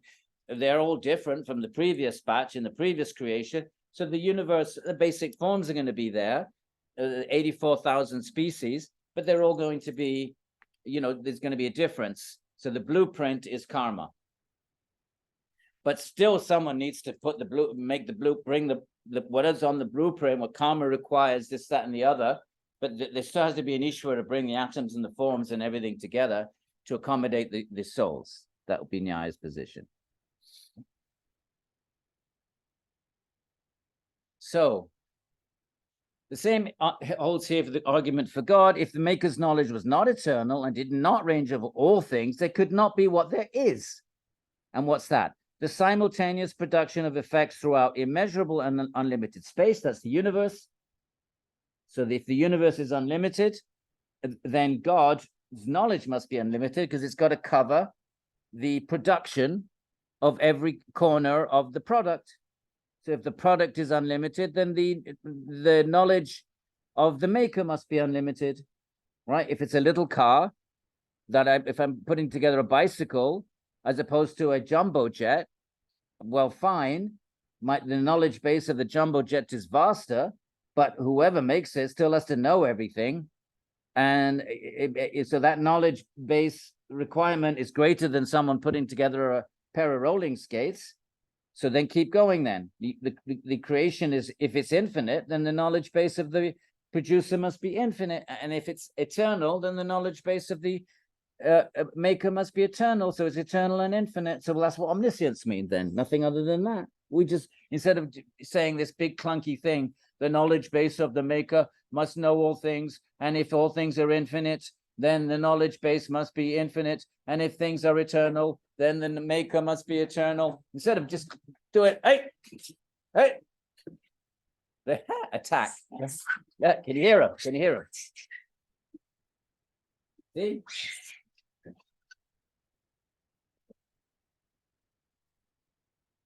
Did you hear that this time? Did you hear it? Yes. Yes. So instead of just saying all of that great big clunky sentence like that, we're just going to say Sarvagnya. What does Patanjali say? That's just Sarvagnya Niratishayam. His omniscience is not surpassed, because he knows all creations and all cycles, whereas the accomplished yogi can only know one little creation inside. There's a difference. Okay, so such knowledge belonging to the Supreme Lord could not be produced by things that are themselves effects, right? Now go back to the body argument. Right, so it can't be produced by an effect. Created bodies and sense faculties like our own, so therefore they're going to say, no, God doesn't need a body. That wouldn't work. Actually, Nyaya agrees with the opponent. Yeah, if you say God needs a body, we agree that that body would need to be produced. And that would need a God with a body to produce the first body. So that second bodied God would need a third. We agree with that, Nyaya would say. Therefore, we don't accept that God has a body. We don't accept that principle. And this is maybe where the opponent's going to see a weak point in the argument. Right. So we would have to conjure up, right? And such knowledge belonging to the Supreme Lord, okay, now they're responding to the previous argument, could not be produced by things that are themselves products. Because then you have to say, well, who put that product together? Who made God's body? I know I'm repeating myself. Created bodies and sense faculties like our own. If God had a body like that, then we agree. That would be, then you'd have to introduce another producer. We would have to conjure up yet another Lord to produce such a body that is capable of generating the knowledge in question. And that would entail an unavoidable difficulty. We call in English an infinite regress. Since before that second Lord, we would need yet a third Lord to create his body, the body of the second Lord, who's creating the body for the first Īśvara, ad infinitum, right? And that's the infinite regress, which in Sanskrit is called, I can't remember. It is better, right? You're saying that better than that complicated and obviously philosophical, unworkable idea. Better is to propose a single, imperceptible being with eternal knowledge. If it's eternal, then what? It doesn't need to be produced. It doesn't need to be to get knowledge of my tree. I need to aprama. I need to have a knowledge emerge in my mind which wasn't there before. So I look out the window, right? I'm in the kitchen. I'm not looking out the window. And then I turn my head and I look out the window and I get a cognition that wasn't there before. I see the tree. So that tree now, it wasn't there before. It was produced. If it's produced, I need a body and sense organs. But what if I know everything? Then knowledge doesn't need to be produced. Why doesn't it need to produce? Because it's eternal. Eternal means it's always there. If it's always there, it's not produced, then is it? Something is produced, wasn't there, and then becomes there. I didn't have knowledge of the tree. Look out the window. Now I have knowledge of the tree. A minute ago, I didn't. But if knowledge is eternal and infinite, it's not produced. That's the argument. It's not so easy to, I mean, they've defended it for centuries, and the Buddhists attacked it, and then they counterattacked, and it went on, this discussion about the need for a creator. And, Udayana, there's a huge book called Kushamanjali. Very hard work. It must be 500 pages in translation, or half, because the Sanskrit is half. So this is how they respond. They agree with the opponent. If you say God had a body, totally agree. Then that would have to be produced. But we're not saying that, says Nyaya. We don't say that because of that difficulty, because we'd end up in an infinite regress. We don't say that.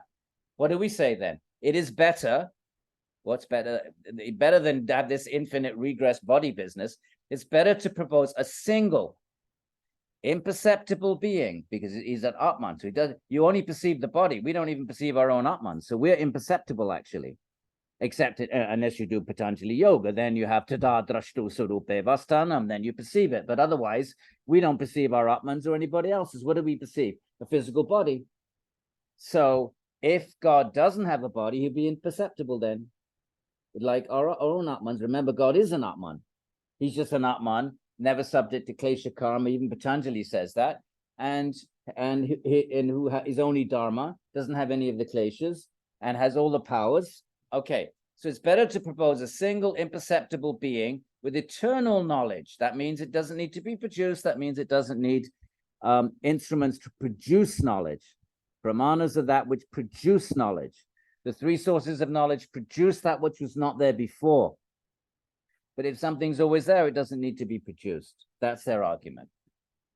It is better to propose a single imperceptible being with eternal knowledge, brackets, doesn't need production, therefore doesn't need instruments of production, than innumerable imperceptible beings. Better that than a whole infinite regress of, God needs he needs a God, and he needs a God, and he needs a God. In fact, my daughter said to me, who made God? When she was like 1, no, or maybe 8, I don't know. Well, Dad, if God makes everything, well, who made God? She's not sure whether she's an atheist or not. She's like agnostic, maybe. It definitely does. It's definitely not genetic. Theism is not a genetic thing that's handed down through the gene pool. I used to read stories to her when she was little. She'd sit in my lap and do pujas and japa and all that, and then I would read her all the. It's hard to find good Krishna stories. Some of them are a little bit scary for kids, because Krishna kills a lot of demons. So there's not that many. It's hard to find, very young children. You have to kind of like edit them a bit. Maybe Ram's a bit better for young kids. I don't know. Storybooks, I mean. Okay. From this consideration alone, the proposal that there is an eternal body or eternal senses is also rebutted.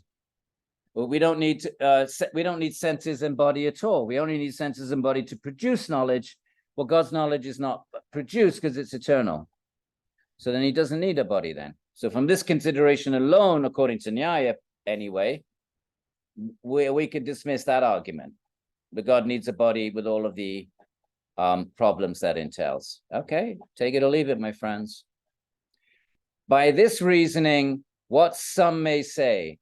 Now notice, okay, some may say, and I don't know who is quoting here, but they would be quoting someone, is the opponent. Whatever it says, some may say, you know it's not Nyaya saying it, and if it's not Nyaya saying it, someone else is saying it, you know that's a Purva Paksha. Okay, you know it's a Purva Paksha. Anytime the language of, well, somewhere what may say, or if it be said, or anything like that, then if it's not Nyaya's point of view, it's somebody else's point of view. If it's somebody else's point of view, it's the opponent, a Purva Paksha.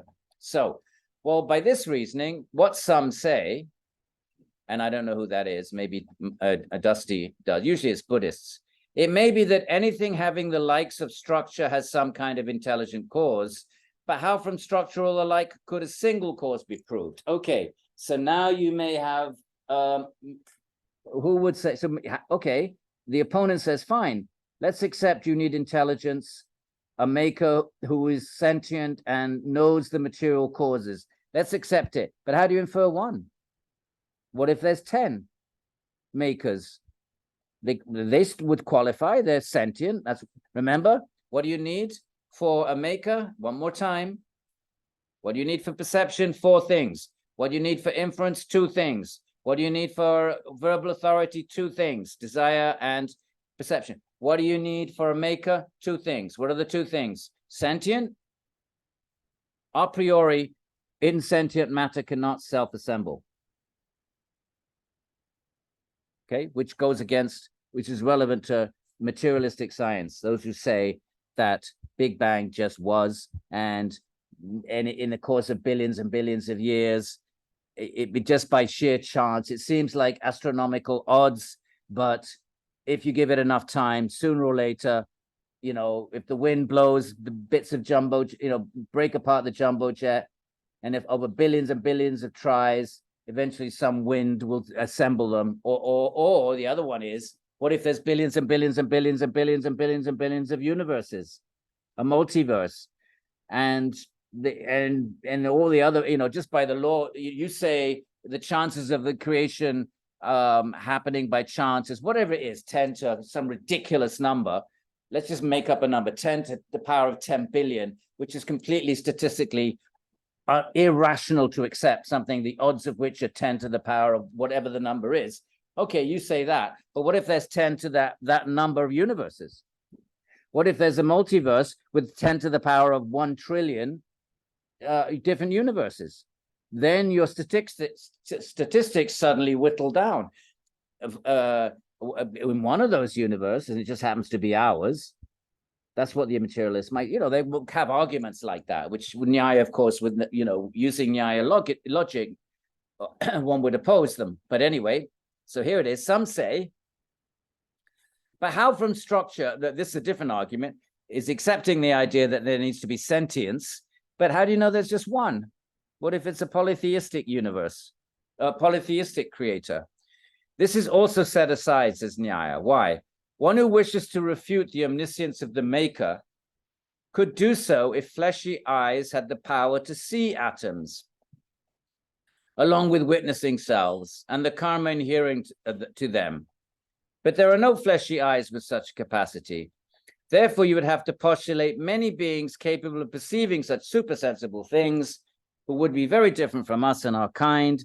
It's better for the sake of simplicity to posit just one. Basically, it's an argument, Occam's razor. The simpler the argument, the more philosophically commendable it is. Instead of saying there are loads and loads of, you know, creators, and better just to say one. I'm not sure this middle bit is a good argument, but I don't want to get into it right now. Right, Vachaspati. Opponent, another opponent.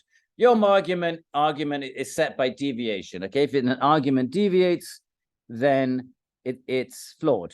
Then you clear the ground of it. toss it out, don't, dismiss it. What's the deviation? Since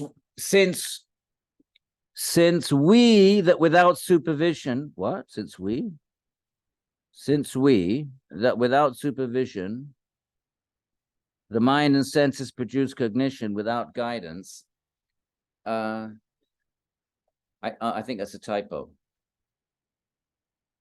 He's saying, look, the mind and senses produce cognition without some intelligent maker. They just do it without guidance. Insentient milk flows of its own accord. This is typical Sankhya. I know this for a fact. It's coming right out of Sankhya. It's in the Sankhya Karikas. It's actually it's a Karika in the Sankhya Karika.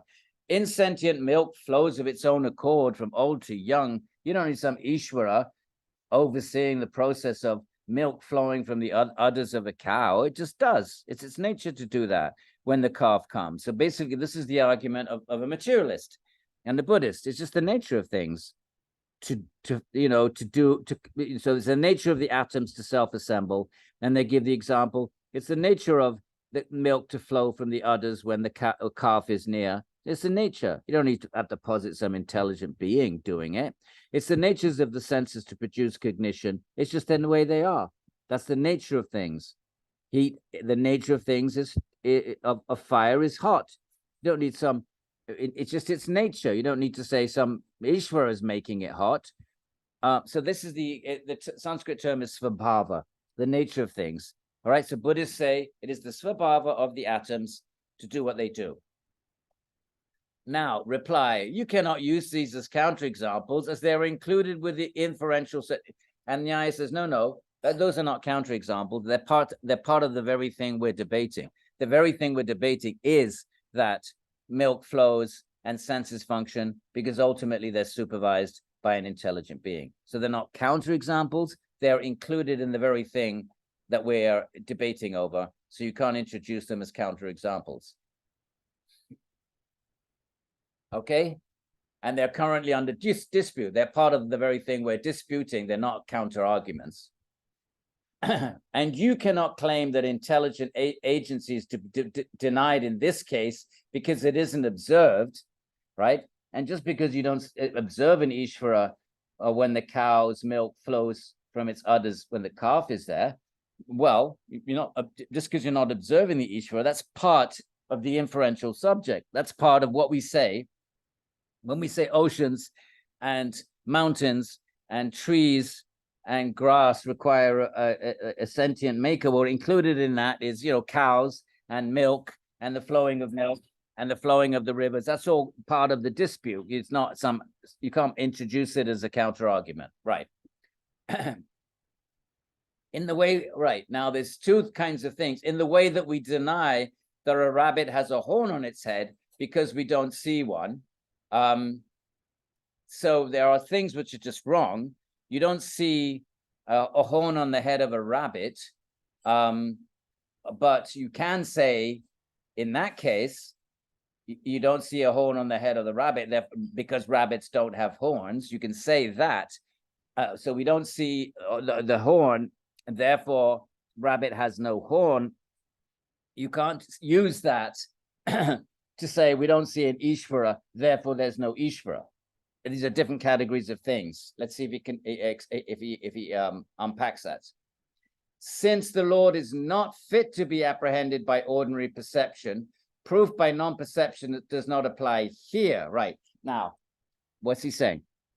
When you say there's not a horn, this is a common, by the way, not a random. This is very, very common. There are different kinds of errors. But one of them is okay, let's not get into that. That's a Dvaita. Okay. Here's what he's saying. You can't say, just as there's no horns on the head of a rabbit, because we don't see it. So therefore, there's no Īśvara behind creation because we don't see it. You can't use that as an analogy because in the case of the rabbit, were there a horn on its head, our senses would be capable of seeing it. So if the rabbit did have a horn, it would be seen because our senses are able to see a horn, on cows and other animals. So were the rabbit to have a horn, our equipment is capable of seeing it. And therefore, since the rabbits don't have horns, we can say rabbits don't have horns because we don't see them, because were they there, our instruments of perceptions would see them. That's different from Īśvara. You can't use that to say, well, just as the rabbit's absence of horns proves, I'm getting all tied up here. You can't say that with Īśvara because your senses of perceptions were not equipped in the first place to see Īśvara. So there are two different categories of things. My senses could perceive a horn were a horn there, and therefore in the absence of the horn, I can say authoritatively, rabbits don't have horns, because if they did, I would see them. That's legitimate, but you can't use that as a counterexamples, because right from the start, we say the senses can't see Īśvara because he's a kind of Atman. The senses can't see Atman. Īśvara is just a grand Atman, a Paramatma. So my senses are irrelevant because right from the start, the get-go, we couldn't see Īśvara with our senses because the senses are not equipped to see Īśvara in the first place. So that's the argument. So you can't use this absence of a horn on the head of a rabbit. I know I didn't explain that very well, but it's not hugely important. Okay, this is right. If we are to think that in general, non-perception of something that someone is trying to prove is enough to rebut the proof, then inference will be finished. If you just say, well, if you don't perceive something, it doesn't exist, we wouldn't have inference. Because then you could say, well, I don't see the fire. Well, yeah, there's smoke, sure, but I don't see the fire. So therefore, there's no fire. We wouldn't be able to make inferences then. What is an inference other than positing something that you don't see? If you saw it, you don't need to make an inference. You saw it. So if you were to say non-perception equals non-existence, then you couldn't have a rational thought. Because rational thought, there's empirical perception, and then rational thought piggybacks off that, springboards off that.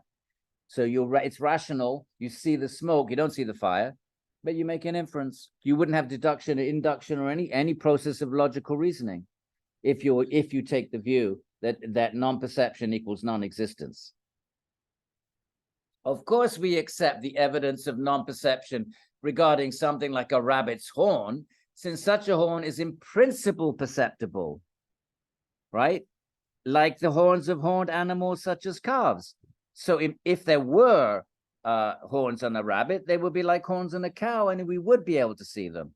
So therefore, perception has a valid jurisdiction because the eyes could in principle can see horns, and therefore could see horns if they were on a rabbit. So because the rabbit doesn't have horns, it is legitimate in that case to say rabbits have no horns because we don't see them, because if they had them, we would have seen them. You can't apply that to Īśvara because the senses in the first place are incapable of seeing Īśvara as they are incapable of seeing the Atman itself. So therefore, the opponent's counter-argument doesn't hold. Right, now the opponent. It is false that the simple fact of being produced is naturally concomitant with having an intelligent agent. Now the opponent's going to challenge the premise. You're saying that anything produced is produced by intelligent maker. We say that's false. And now why? Rather, it's only a particular kind of thing of being produced. You know, like cars and pots and palaces, fine. So particular things have producers. You can't just extend that to everything, says the opponent. When someone sees something that she has not personally witnessed being made, she will know upon consideration that it has been made by inference.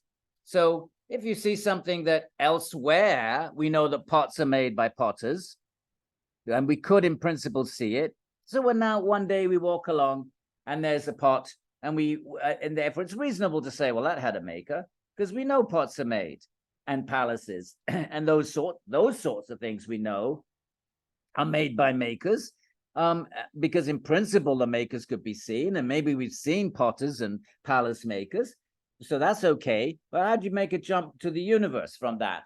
So the opponent wants to say all the things in our perceptions that were produced, we've seen them being produced, or in principle we could, but creation is a totally different category of things. We could never see the creator. So you can't just say all smokes are fire and then then all of a sudden jump to some other category of smoke. Oh no, that's not going to work. Okay, but that's the argument. Okay, when someone sees something that she has not personally witnessed being made, she still knows it for consideration that is being made by inference. But this only holds for things like pots and palaces whose existence or absence is known to conform to the existence or absence of an intelligent maker. We know that pots, palaces, and all these things, but it doesn't hold for those things that have the unqualified property being produced. It doesn't hold for everything, such as creation, right? Organic bodies and earth, since these other things are not experienced as being associated with makers in the way you propose. You've made an illegitimate jump from pots that we know have makers, palaces we know have makers, jumbo jets we know. You can't just, we know that to be the case. We've seen it, people have seen it. We could in principle go to the Boeing factory, get permission and watch a jumbo jet being built in principle. But you can't just jump for that to all creation. It's a whole different category of things. And nobody's seen that creator working in the past or in some other instance. So that therefore your inference, this is the opponent. It's not a bad argument. Therefore, the general property, you can't make a general statement like you can make a general property, all smoke is fire. That's a general. All men are mortal. That's general. You can't say that and extend it to creation. It's a completely different category of thing. So therefore, the general property being produced, right? What's the general property being produced, right? The general property of smoke is, cloudy, effect of fire. Well, the general property being produced is tied to having an intelligent maker only because there is an additional condition that qualifies it. In other words, fine, all things produced have a maker, but that's what you Nyaya people want to say. But we're saying you have to add another condition. Only things we've seen being produced or could in principle see being produced, only for those things is it legitimate to say they have a maker. We're going to jump. Response. Here is our answer, which you should think about carefully. I like that. Consider the two options. Okay, the challenge is only things known to be produced that we've seen, witnessed, or in principle could, only for those category of things, man-made artifacts, is it legitimate to say that which is produced has a producer, a maker. You can't extend that to things which have never been perceived. They're different kinds of things, right? What's the response? Here's our answer, which you should think about carefully. Consider the two options. What are the two options?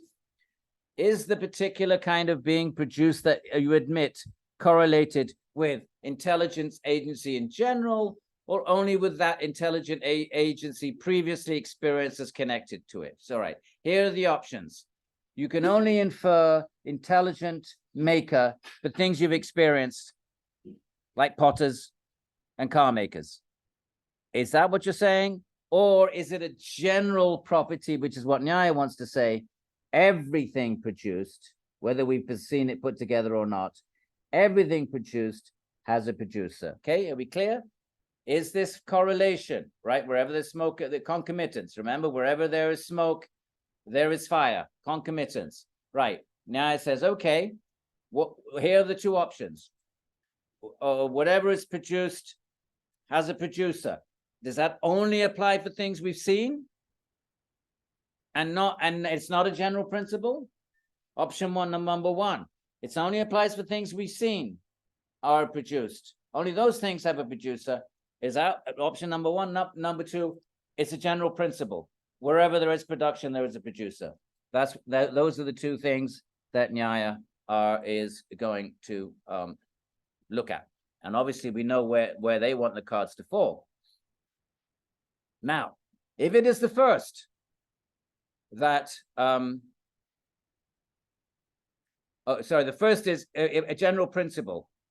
If it's a general principle that all products require a producer, right? If it's the first, then yours is our position. That's what we say. We say precisely what is accepted by us who maintain that things like organic bodies and the earth have an intelligent maker as a cause. If the first is whatever's produced has a producer, if that's the two options, out of those two options, general principle, that's what we say. Now, if it's the second, that only those things that we've seen to be produced, can we infer they have a producer? Right. Let's see which is obviously what the opponent wants to say. For one cannot shamelessly claim that an effect and its cause are not correlated. You can't just say, well, smoke doesn't come shamelessly, means, with no philosophical rationale, right? So now what's the second option? Then to consider the second option, that only things that we know and have witnessed being produced, only for those category of things can we infer a producer. I know pots are made by a potter. One day I see a pot by itself and I infer a producer because elsewhere I know pots are made by producer. If it's only that category of thing that we can legitimately claim to have a producer, not a general principle that all products have a producer. If it's the second option, then what? Then to consider the second option, if this particular kind of being produced, right, like a pot, a particular thing, a car, a house, if it's only a particular kind of being produced is correlated only with things that have already been directly experienced to having intelligent makers, if you're going to limit the principle that products have producers, and you're going to limit it only to those things that we have perceived that to be the case, then what? If we do that, then people who have not witnessed something being made would not be able to know it has a maker.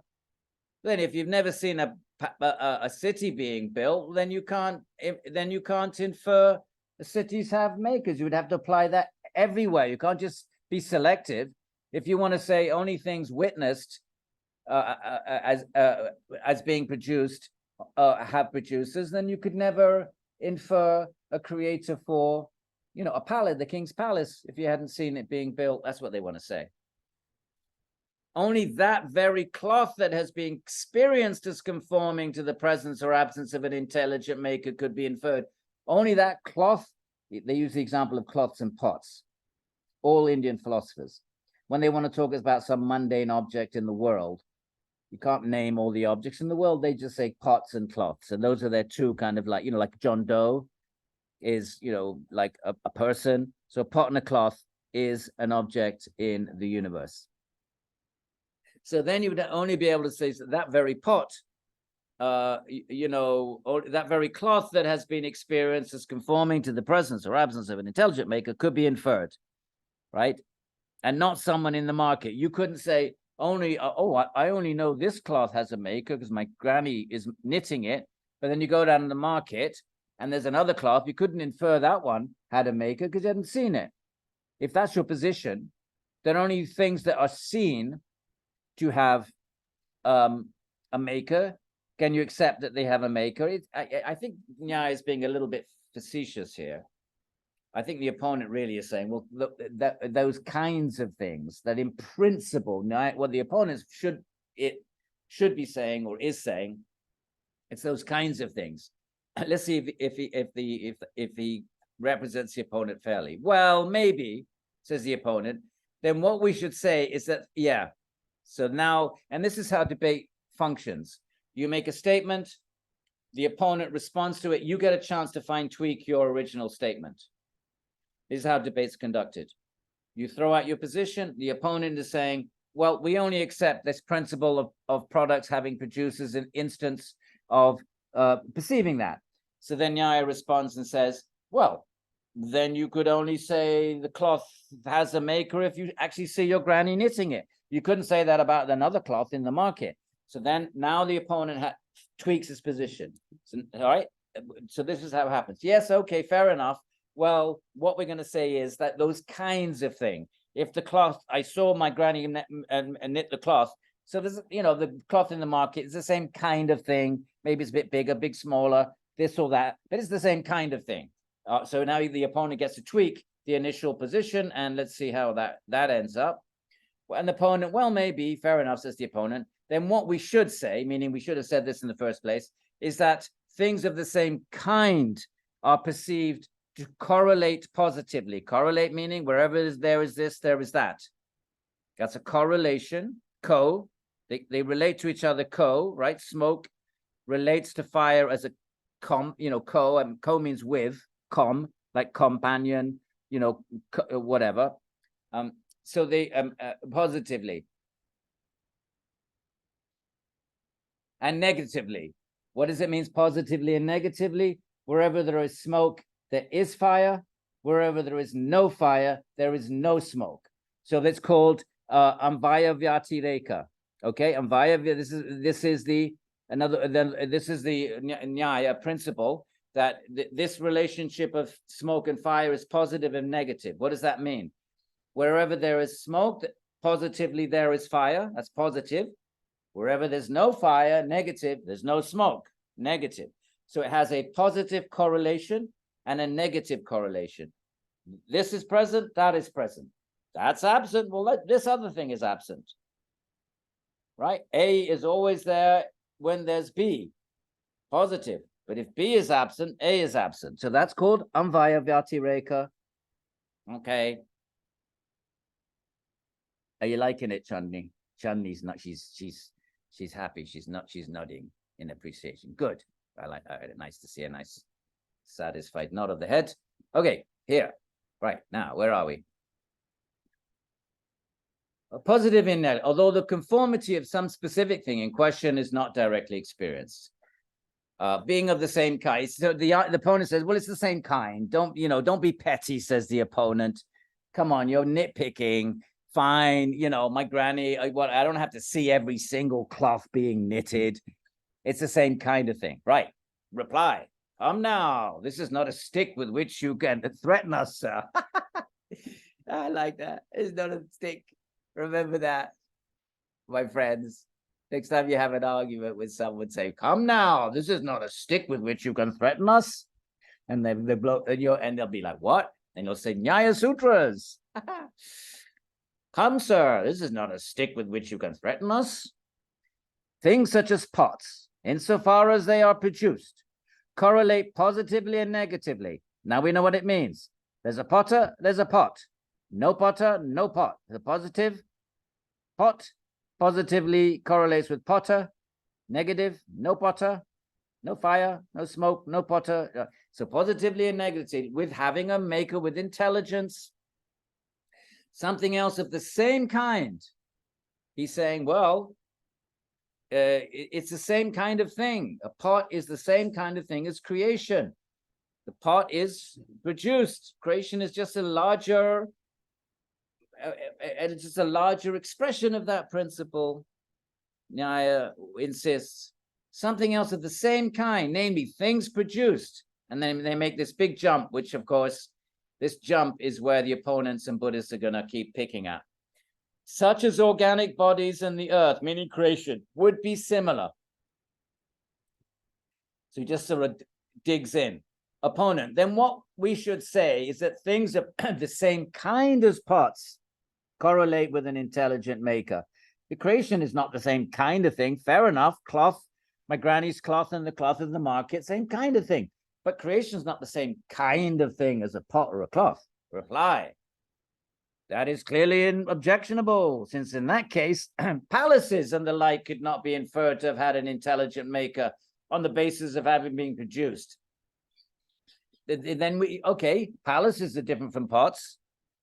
So we know pots are produced because we've seen it. We haven't seen palaces being produced. So then, and it's a completely type of thing, different kind of thing. A palace is completely different from a pot. So if you're going to limit it to the same kind of things, you wouldn't be able to infer a palace had a maker. It's a totally different kind of thing. It's vaster, it's bigger, it's more complex. So you'd never be able to say the palace had a maker then. We may accept that something not directly experienced, like a palace, as correlating positively and negatively, right? We never saw the palace positively correlated with a maker, and negatively, no maker, no palace. Well, we haven't seen that. We may accept something not directly experienced as correlating positively and negatively with having an intelligent maker can be inferred to be so, but only so long as things of the same kind are seen to correlate. But now, if you want to say that we agree, pots and potters, right? But now, how is it that such things as palaces that have been made can be considered to have intelligent makers, whereas things such as organic bodies and earth cannot? You're willing to jump from a pot to a palace. You're willing to say, well, a pot has to have a maker, and then you make this big jump, say, well, palaces must too. Well, if you can make that jump, why can't we make a jump and say, as palaces and pots have makers, so the universe has? I don't know how great these arguments are, but they went on for centuries. We may assume that in both cases there has been no direct experience or correlation. In both cases, the palace and the universe, we cannot directly say, I saw the maker, but we make that inference. So if you allow it for a palace, when all you know is pots and potters, because your dad is a potter, your grandpa was a potter, and you're born in a village, and that's all you do, make pots. But you're willing to jump to a palace, the king's palace, maybe you went there for a festival when you were 5, in a bullock cart, the whole village piled into the bullock carts and went off they see the palace. You're willing to infer that has a maker. So why didn't keep going and just say, what's the difference between extending that range of inference from your little tiny known world of pots? You're willing to extend it to a palace. Well, why are you suddenly willing to draw a line arbitrarily and say the universe is different? There is indeed no difference at all with respect to being of the relevant type. And what is the relevant type? Production. Everything that has been produced, everything that has been made, karya, jati. So everything, it's a category, a universal. All produced things have makers. You can't just arbitrarily decide, oh, well, we accept that for pots. Oh, okay, we'll extend it a little bit for palaces. Why are you arbitrarily drawing the line? You have no grounds to do that. Everything, you have not come up with an argument to question our premise, to undermine our premises that all produce things, pots, palaces, and the universe. Why you randomly want to just arbitrarily say, well, no, it doesn't apply to the universe. That's the Nyaya argument, and I'm getting a sore throat. So okay, here. How many more pages are there? Oh, we're done. Okay, we're not bad. Vachaspati Mishra. And I took some time to talk to you about Vrindavan, and I hope you don't mind, but I'm going to, because we're in Vrindavan, and I want to share some of that with you. I mean, otherwise, got to give a buck to a little chance to share some bhakti. Otherwise, Nyaya is gonna just give me a sore throat. What do you get from that? A sore throat. I got a sore throat. Got no bhakti in the heart. What I get? A sore throat. Right. Vachaspati. Here, the lady is coming. I Mataji. अरे छवि तो एक minute छवि तो है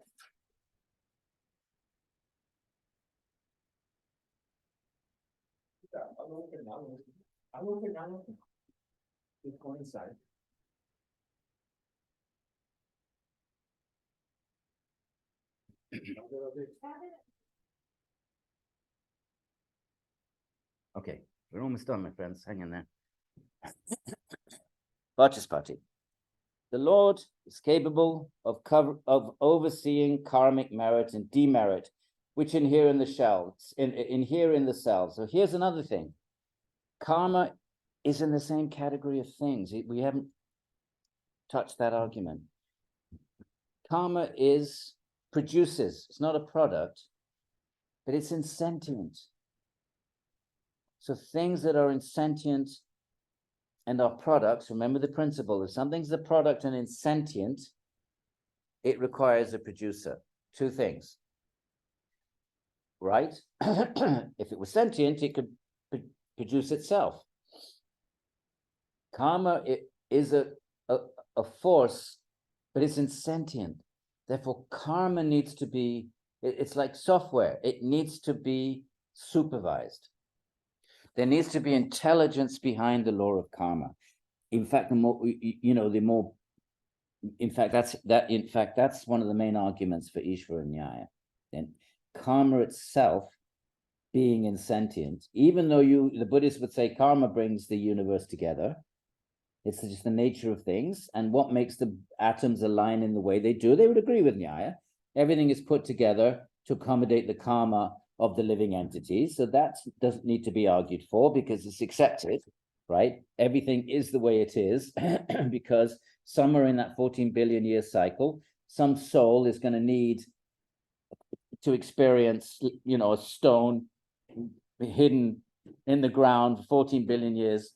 Then it pops up, the farmer plows it, or volcano throws it up, and someone stubs their toe on it.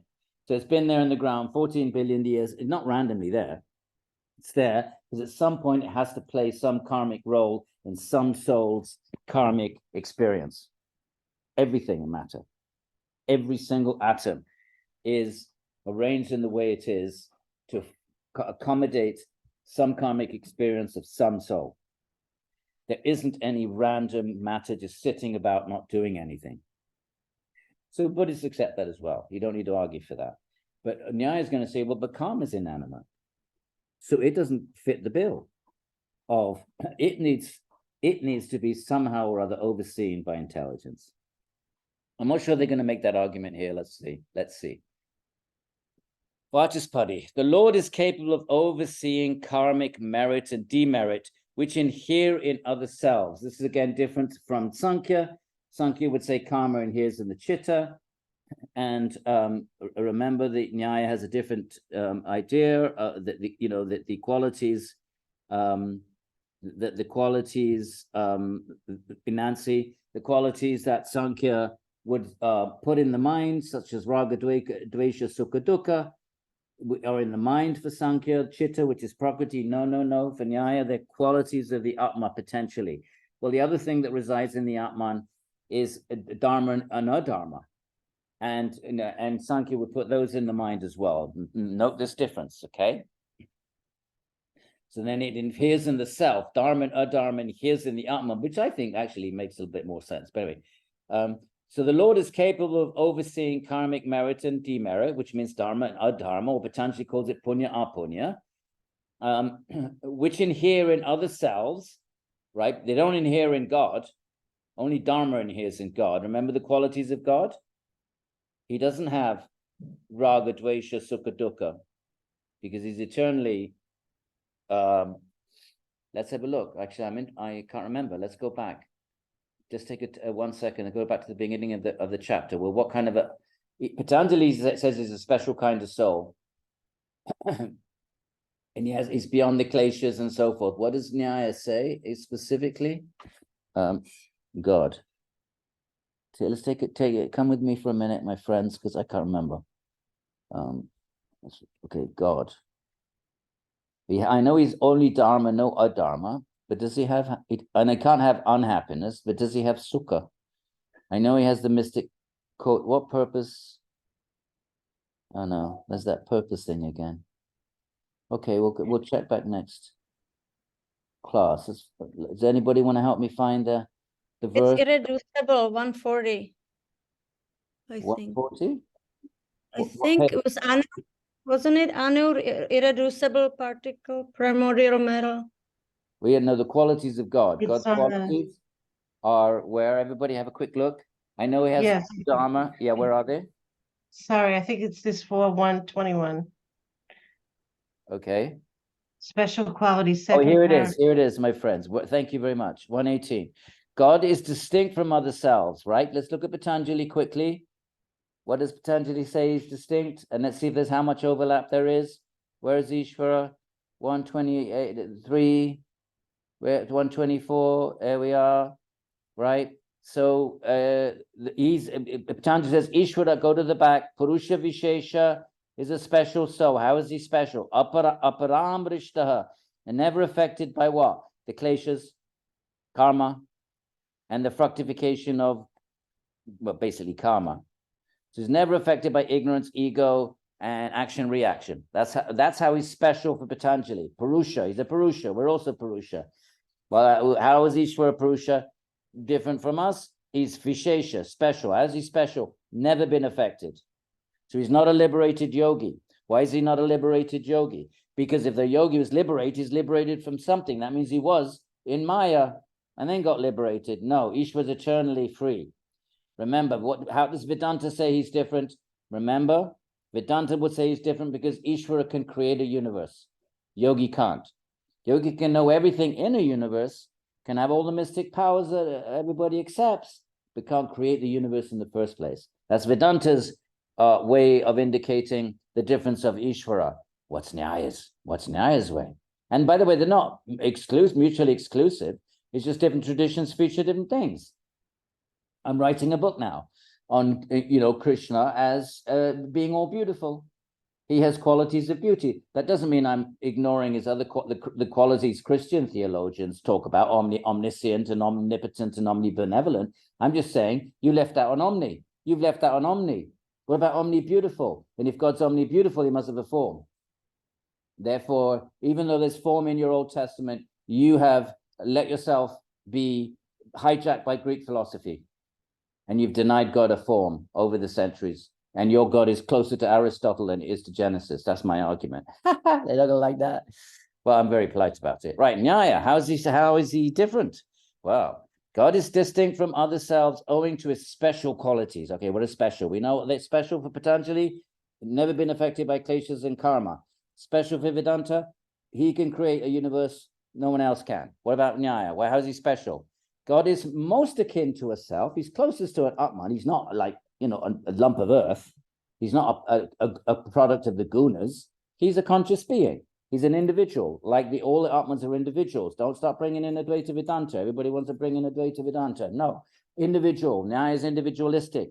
Each soul is individual. What else is it? Pluralistic. If you're an individual, then you're different from the next soul, aren't you? So then now you have a plurality. Let's call that pluralism. And the fact that a soul is individual eternally, no merging into this Brahman business, then that makes it pluralistic and individualistic. Okay, Sankhya is that, Yoga is that, Nyaya is that, Mimamsa is that, Vaisheshika is that, and Vaishnava Vedanta is that. How come Advaita Vedanta gets all that mileage? It's one sub-school of one. It's one sub-school of a school. I know. I make a big point of stressing it because I'm just not that I have any disrespect for Advaita Vedanta, which is clearly a significant contribution to Indian thinking, but I just oppose the idea that gets pitched as Hinduism. Okay, so that's why I get a little bit off. Somebody wrote me an email, said, "What are you on about?" Okay, so now how is God distinct in Nyaya? Let's have a look. God is most akin to a self, right? He's not the same, but he's most akin to that. He's certainly more akin to a self than to matter. Let's blow this up. It doesn't make any sense to think of him as something else, like something made of tamas or rajas, but he's different from other selves. How? In that demerit, remember the 6 qualities of the soul, the signs of who remembers the Atman chapter, inferential markers of the soul. What are they? Raga dvesha, desire and aversion, sukha dukkha, the happiness and distress, jnana, which is the same as chit, consciousness, prayatna, which is free will. These are the markers of a soul. These 6 things, no material substance has them. Atoms do not have those 6 things. Gravity forces do not have those 6 things. Electromagnetic forces do not have them. So therefore, but they exist, so they must be grounded in something. That thing cannot be a material thing because no material things have those 6 signs, and therefore it lingers, right? Smoke is not the sign of water. Smoke is not the linger of sky. Smoke is not the linger of anything else. Smoke is the linger of fire. And therefore, even if you've never seen fire, you could say this much. well, we can't explain smoke by water. We can't explain smoke by earth. Let's imagine, do a thought experiment. Let's say you could never saw a fire. You could at least say this much. You could eliminate everything else and end up saying, it's a mystery, right? You could say, well, smoke doesn't come from earth. It doesn't come from, we examined it, the matter, and the smoke is not, we don't see smoke coming from earth or water, therefore it must come from something else. And then one day, okay, they discover fire. So likewise with consciousness, right now, they're at the stage of saying, well, we can't locate it in this atom and that atom and this combination of atoms. We'll keep looking. And then yoga would say, well, actually, why don't you just accept the fact that the substance is something completely different. It's not material. Anyway, so the 6 markers of the soul. Now, Nyaya is going to say Īśvara is the closest to that. So we know what the soul is. One more time. The soul is the substance, the qualities of which are raga dvesha. Can I say that now without translating it?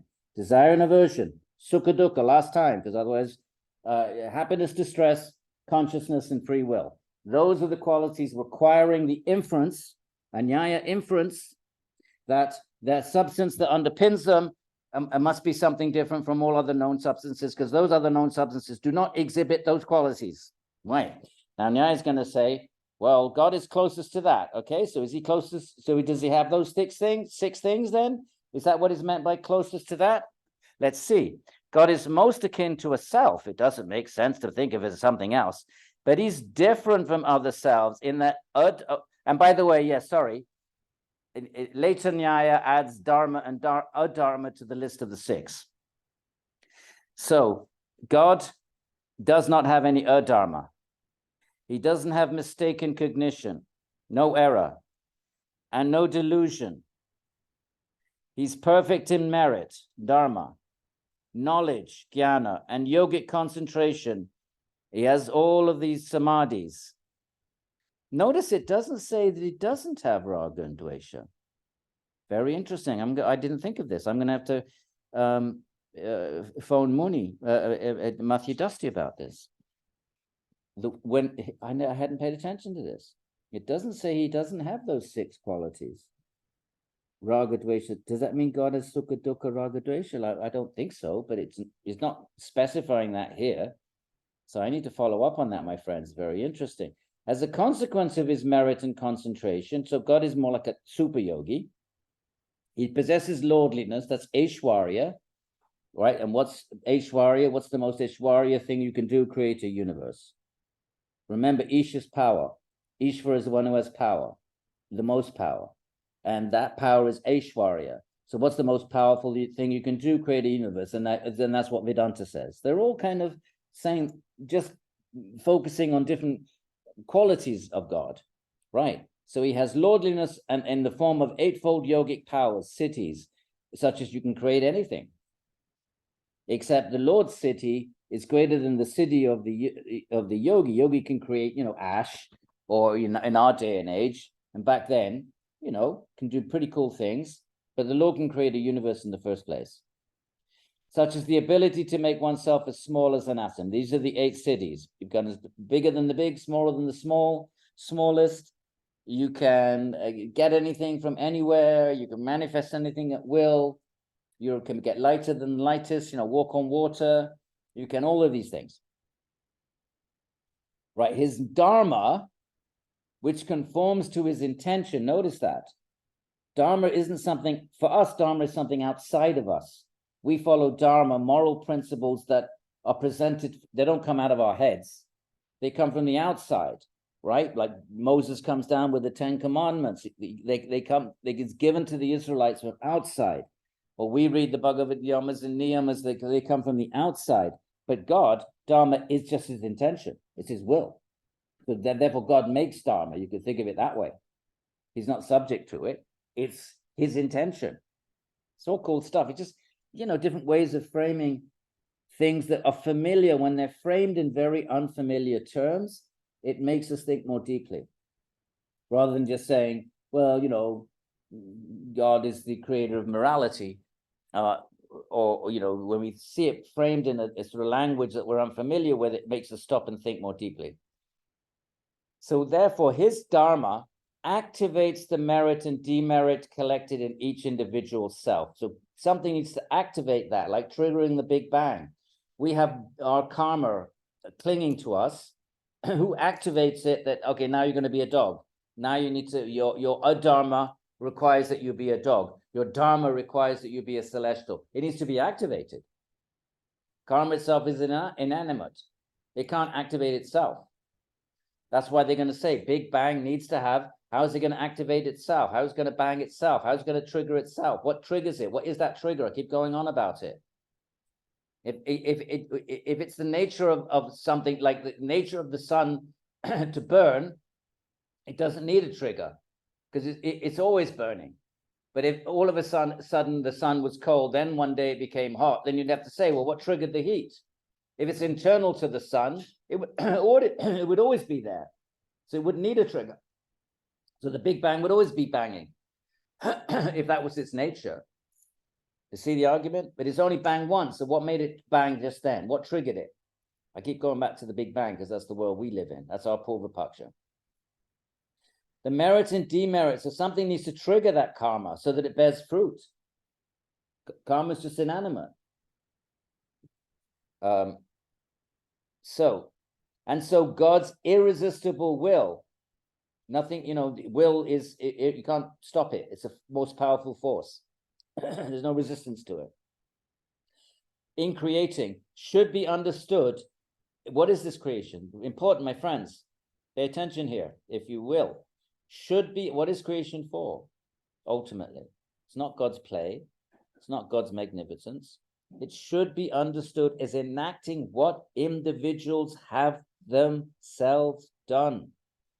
Everything in creation is there because it needs to fulfill the actions of the living entities. The living entities act, they create reaction. Those reactions assemble together into what we call the universe.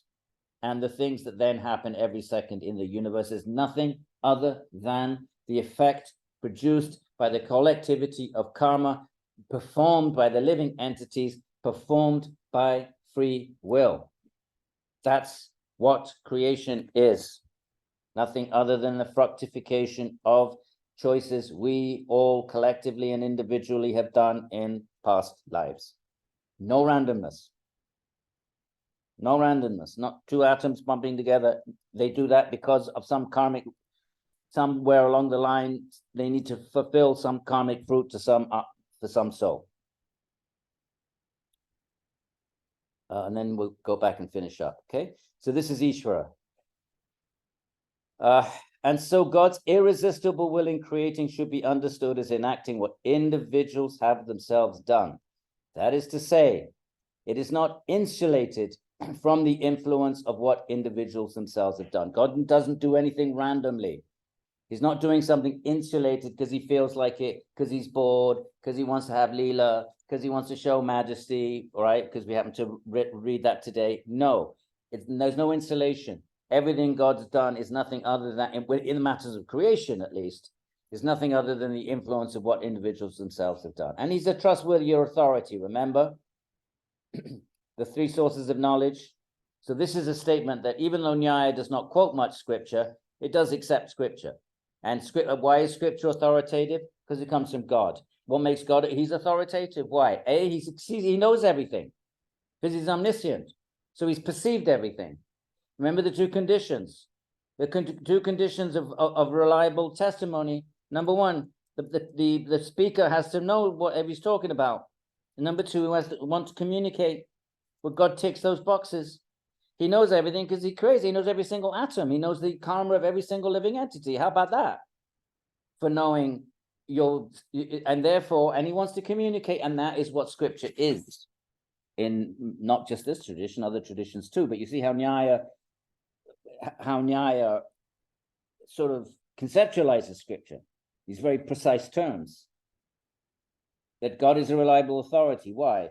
Well, to be a reliable authority, you have to know what the particular thing you're talking about, and you have to want to communicate it. Well, God knows everything, and He wants to communicate, and therefore we should accept the scripture.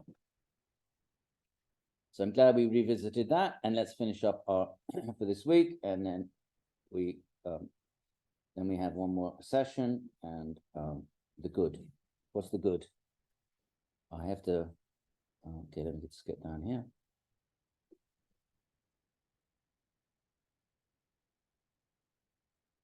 I think we're on the last page, but I'm pretty much on my last bit of throat.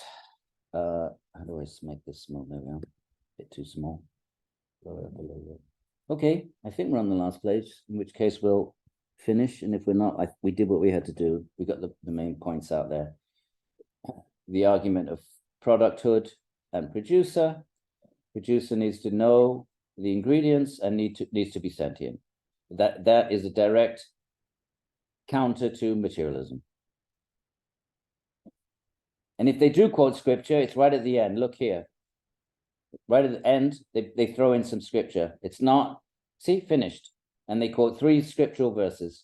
But at the end, as a support, not as the mainstay which Vedanta would have. Yeah, we did it all. So let's just see how they finish up. Then we did the whole chapter. Oh, good.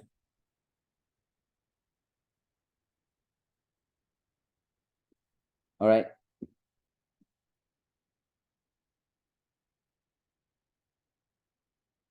Let's not worry about that. What verses do they quote? What do they like? Right. Here, sacred tradition reinforces our arguments. Notice that? Vedanta's the other way around. Logic reinforces scripture for Vedanta. For Nyaya, scripture reinforces logic. See the relationship between revelation and reason? I'm just writing my, just yesterday and today, I'm writing this section of the relationship between revelation and reason in Vaishnavism versus Christian theology. Why did the Christians and the Jews and the Muslims throw out God with a form? Why did they decide God cannot have form when God is full of form in the Old Testament?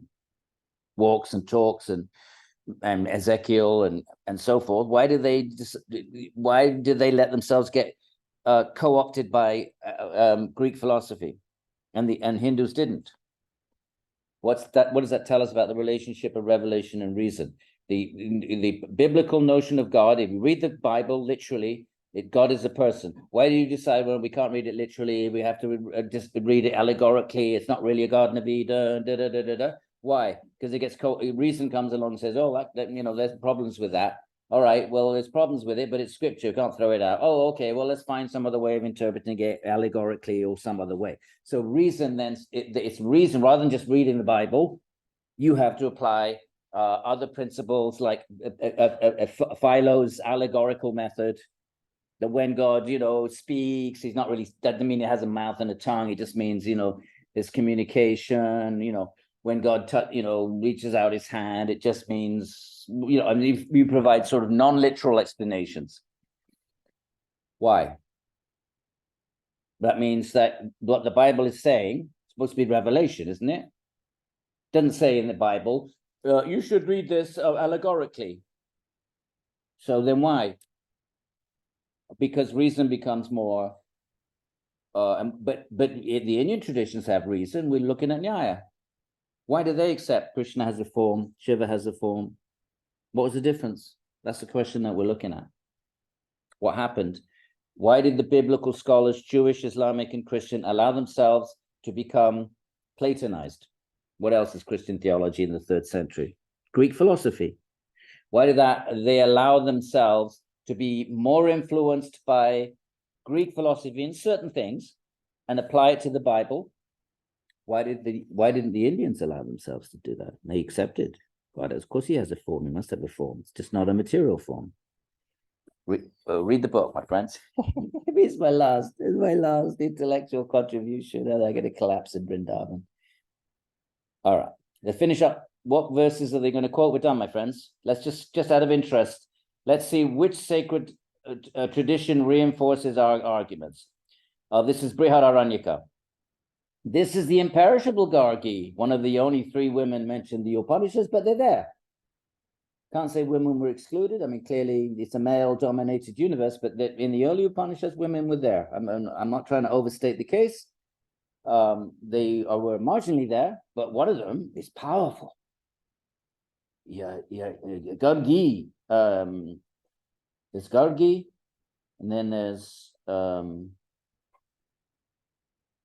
Maitreyi? Maitreyi. She defeats the Brahmanas. Eleonora, maybe you were Maitreyi in a past life.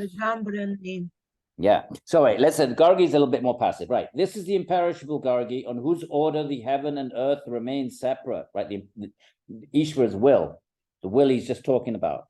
What did he call it? Irresistible will. The one God producing heaven and earth. He reflected to himself, let me who am one become many, let me propagate. Ramanuja likes that. It's pluralistic. It's individualistic. Nyaya is pluralistic, individualistic, right? And so on. And there are traditional, and okay, that's the Shruti. Shruti means the Vedas, the Vedanta.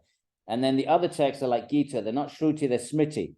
Not quite as authoritative. They are authoritative, but in the event of a conflict, the Shruti carries the day. So in the Gita, no, Mahabharata, the unknowing creature is not the Lord. We're not God for Nyaya. The unknowing creature, we're in Maya, so how can we be God? How can we imagine we are that? We're an illusion. Nyaya, it's obvious. Look, Nyaya quotes this verse. The unknowing, avidya creature is not the Lord. Moving away from the Atman, impelled by the Lord, they go towards happiness or distress, towards heaven or hell. We move away from God, and now we're on our own, and we navigate under the kleshas, and we think we're the body minds, avidya, asmita, and then our advidya and asmita tell us, well, this is a raga and that's a dvesha. Obtain this, avoid that, and then we act to fulfill ragas, avoid dveshas, and we make karma, and that takes us heaven or hell. And this is a verse in the Mahabharata. Okay, and then one last verse, and we'll call it a day. And the Veda reveals that the Lord's knowledge is eternal without a cause. Remember the point. If God's knowledge is eternal, which it has to be, because the maker of a car has to know this car, but the maker of the universe has to know. Remember that the maker has to know everything about the material ingredients of what is being made. So therefore, Īśvara, and since the universe is eternal and infinite, then Īśvara's knowledge base has to be eternal and infinite. And if it's eternal, it's not produced. And if it's not produced, it doesn't need a body mind to produce it. Remember the argument. Opponent wants to say, oh, well, fine. Let's accept, for argument's sake, that creation needs someone who knows what they're doing, but knowledge is produced by body mind. So therefore, your God must have body mind then. But then who made that? One other God. Who made his body? Another one, right? So that's so we want to avoid that. And here's the Upanishads. Without feet or hands, he is swift. He who comprehends. Without eyes, he sees. Without ears, he hears. He knows what is to be known, but no one knows him. They speak of him as the Great One, the Supreme Person. That's got to be Upanishads. Let's have a look. Footnote 8. What happened? What happened there? Oh. Sorry, we're done. Let me just quickly see. Footnote 8. Word and object. Yeah, footnote 8. Where is it? Footnote 8. No. Oh, it's at the back of the book. Okay. And so on. These very texts demonstrate that the Lord is bodiless. Shvetashvatara, there. Shvetashvatara. Okay, my friends. Ho gaya. I hope nobody's got any questions because I don't have any voice left. But has anybody got any question? One. Yeah. Shiva and there. You're Kurt. You're not wearing your PJs. You were wearing the PJs last week. What happened to your PJs? No, I never wore a PJ. Take my yoga pants on. Oh, okay. You're put in an embarrassing situation, it seems like. Shiva, that's so a I'm probably gonna very nice yak set. a bit with but very nice backdrop. yak a bit.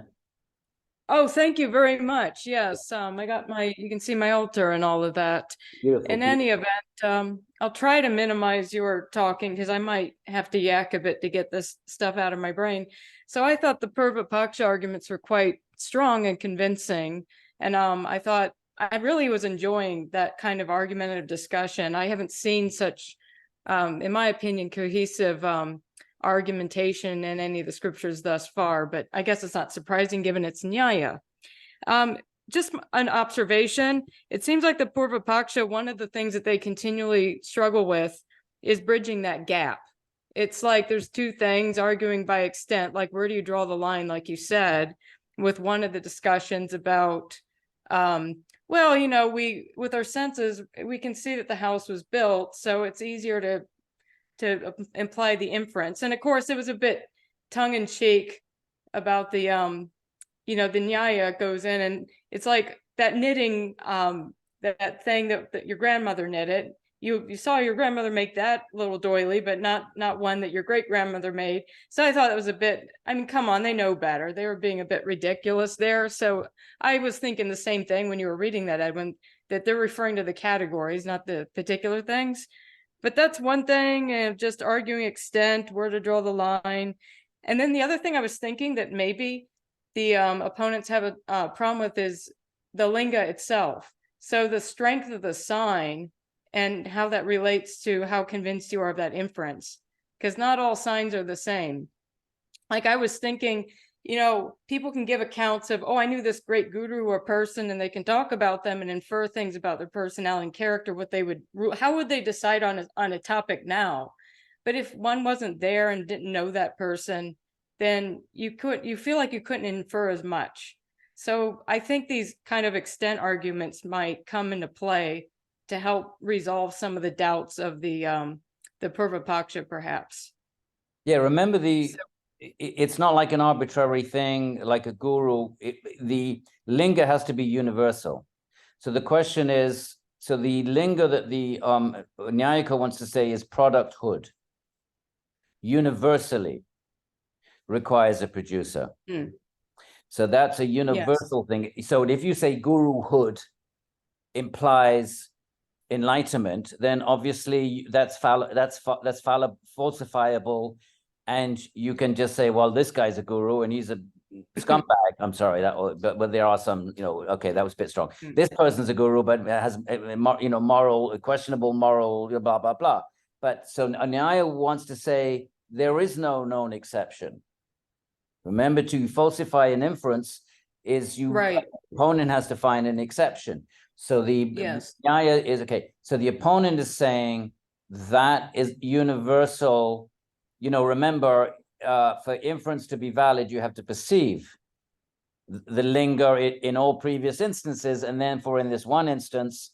So the strength of the opponent's argument is that in this particular correlation, concomitant correlation you're trying to make, it's beyond the bounds of legitimate inference, because there is no way that's not in the same category of things. You can't, in principle, you could never see the creator of this particular thing that you call a product.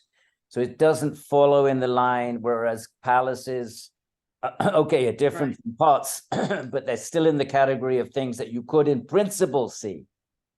You could in principle have seen the palace being built, but you could never in principle see Īśvara. So therefore, it doesn't fall in the range of a legitimate inference. I think it's a fair argument.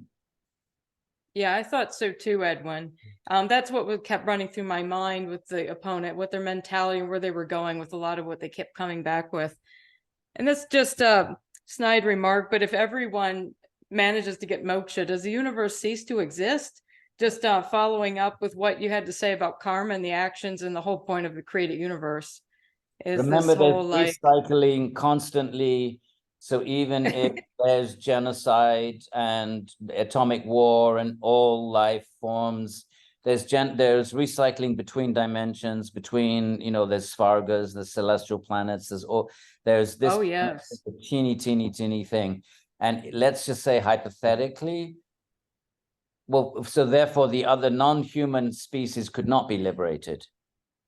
They'd have to become humans again. So if all the Right. humans got liberated, then those other Right. species would die and be born as humans, and it would be repopulated even within a cycle. I see. If the So thing, you'd have to have a simultaneous moksha attainment of all sentient then beings. then why would all sentient beings gain moksha? Unless other than the grace of God, that obviously that's not random. Yeah. So therefore, the non-human sentient beings are ineligible for moksha, except Yes. very rare examples, or except when Ram touches a squirrel or something like that. But and Hanuman, there's always exceptions in Hinduism. Never say never. But I think that monkey wants moksha that came to your door earlier. yeah, yeah. Well, they, if you feel sympathy for them, except when they actually attack you, then it's pretty scary. They jump on your back and they rip the glasses off your face. It's really, I mean, that I have imprints that are really, really strong that, it's a violation. If you've been violated and it's completely and utterly unexpected, it leaves a massive samskara. And then anyway, so yeah, so the non-human sentient beings, and if all humans got liberated, but by some stroke of possibility, I suppose, then some of the the ones closest to human would die, and they would be born as humans, and the earth would be repopulated. Yeah. Well, it sounds like that could actually be more probabilistic than some of these materialistic arguments about how all the molecules just randomly assembled themselves into the known universe. Anyway, it's like another topic, but thank you very much. And I'll have to check the book you're working on, because I have a Jewish background and I've studied with a Hasidic rabbi. So I've read like the original Hebrew of the Torah, both in terms of like modern interpretations and more like, shall we say, Orthodox schools of thought. And it is a very different reading, to your point. And I think that question has gone through my mind too, about, your comment about revelation versus the reason and Plato and all that, how that's come into play. I'll have to think about that. Anyway, sorry to ramble so much. I'm happy to send you the chapter on Judaism, but let me polish it up a bit. Sure, I would appreciate that, Edwin. We'll have any of the chapters right. you want. There's one on Greek philosophy and how that, and one on the early church fathers, and one on Augustine and Aquinas, and then the missionaries coming to India, bringing all of that baggage, and how do they first perceive the deities, and then it's like 12 chapters. It's really it's Wow. pretty thorough. Unfortunately, I have two wonderful co-authors. Yeah, but any chapter you're interested in, I'd be happy to send it to you. Okay. Oh, Eleonora, thank you, Shiva. Ellen, night. have a great day. Eleonora. Edwin, body is material and form is not. So Nyaya accepts form. Forms are qualities and bodies are made of substances. So the bodies are made of atoms, and they call them, same as the Mahabhutas of Sankhya, except that Nyaya calls them Dravya. So the body is the members, qualities have substances. So qualities like form, color or smell or anything else, but you mentioned form. Form is a quality, but it needs to reside, something has to have a form. So that thing, and you're calling that a body, okay, it's a body, but what is a body? It's an assemblage of atoms, or subatomic particles. So the body is the substance, and form is one of the many qualities it possesses. And other qualities like texture and smell, and hopefully not smelling too bad, but smell and texture and color, these are all qualities. So Nyaya has. So it's still material. It's imperial, yeah, empirical, yes. No, material. It's material, yeah. Everything except the soul is material, same as Sankhya. So they don't accept it because they say that God is bodiless. Yeah, God is a soul. Remember, he's most like a soul, but he doesn't have a dharma. But it seems like he has the other 6 qualities. I need to check up on that. It's a bit weird to think of God having sukha, dukkha, raga, dvesha. But I'm gonna leave a voice message for the author of the book today, because he's my friend. Does God have remember, it says he has, we just read it, he's most akin to a soul, but how is he different? But it didn't say anything about him being different because he doesn't have raga, dvesha, sukha, dukkha. He's different because he has dharma, and because his will is his intention.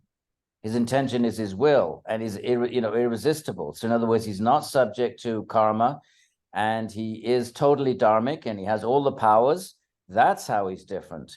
But it didn't say anything about him being different because of not having raga, dvesha. So I never thought about it before. I'll if you remind me next week, I'll let you know what Mr. Matthew Dusty, I call him Mahamuni because that's his other name, what Matthew Dusty has to say. So Nyaya is not Sankhya. Everything doesn't come from Prakriti. Nyaya, everything comes down to 6 things: substances, qualities, universals, individuators, inherence, and movement, which we would call force. And now is not a time to get into all of those. That's the metaphysics, which is really Vaisheshika. The only school we're not really doing a workshop on is Vaisheshika, but they're going to be discussing those 6 categories of things. Okay, what is your question, Eleonora? I still don't get it, because if it's bodiless, Yeah, it has no form either. no form, no. Okay. All So right. Okay. my book is going to oppose Nyaya. My book has to have response. I know. Yeah. I know now. Okay. Yeah. So you're right. Yes. Nyaya is, because Nyaya is assuming form is material. Because all known forms are material, right? That's how you make inferences. They're an inferential school. They're not so keen. They'll bring in scripture to remember the last thing we read. They bring in scripture to support reasoning. So therefore, all forms are material. And then you run into the problem that we looked at. If God has a body, then who made that body? Then we end up with that problem.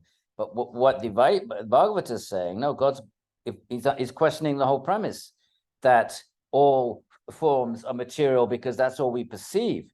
The scripture is going to say, well, yeah, that applies to things you perceive, but God's form is not perceptible. It's not made of matter. Therefore, it's a different category of thing. Therefore, God can have a form which is not subject to this argument that if he had a form, then you need a second God, then you need a third God. That doesn't apply to God's eternal form of Satchidananda made of condensed consciousness. So that's what our book is doing. It's saying Nyaya is correct in saying that all material forms are products and therefore require a producer. But where the fallacy of their argument is that because their only pramana, their primary pramana is anumana, and anumana is based on perception, and perception only can take place between material senses and material objects, they're not able to see, the notion of divine form is out of their jurisdiction. So we're going to say it's not that they're wrong, it's just that their frame of reference is Prakritic, whereas the Bhagavata reveals to us other dimensions that are not empirical, that are not matter, but are Satchidananda Brahman, which is a whole different sort of thing. All right, that's a topic for another day. Okay, my friends, another 3-hour workshop. Everybody have a great day or evening, and let me just have a quick look in the chats in case there's anything that I need to follow up on, and you can just log off whenever you want, my friends. Have a great day or evening. I'm just going to check that. Thank you. Thank you very much. Take care. Very much. Bye-bye. Take care. Thanks, Edwin. Take care. Thank you so much. Yep. Bye-bye. Thanks, Edwin. Okay. Thank you.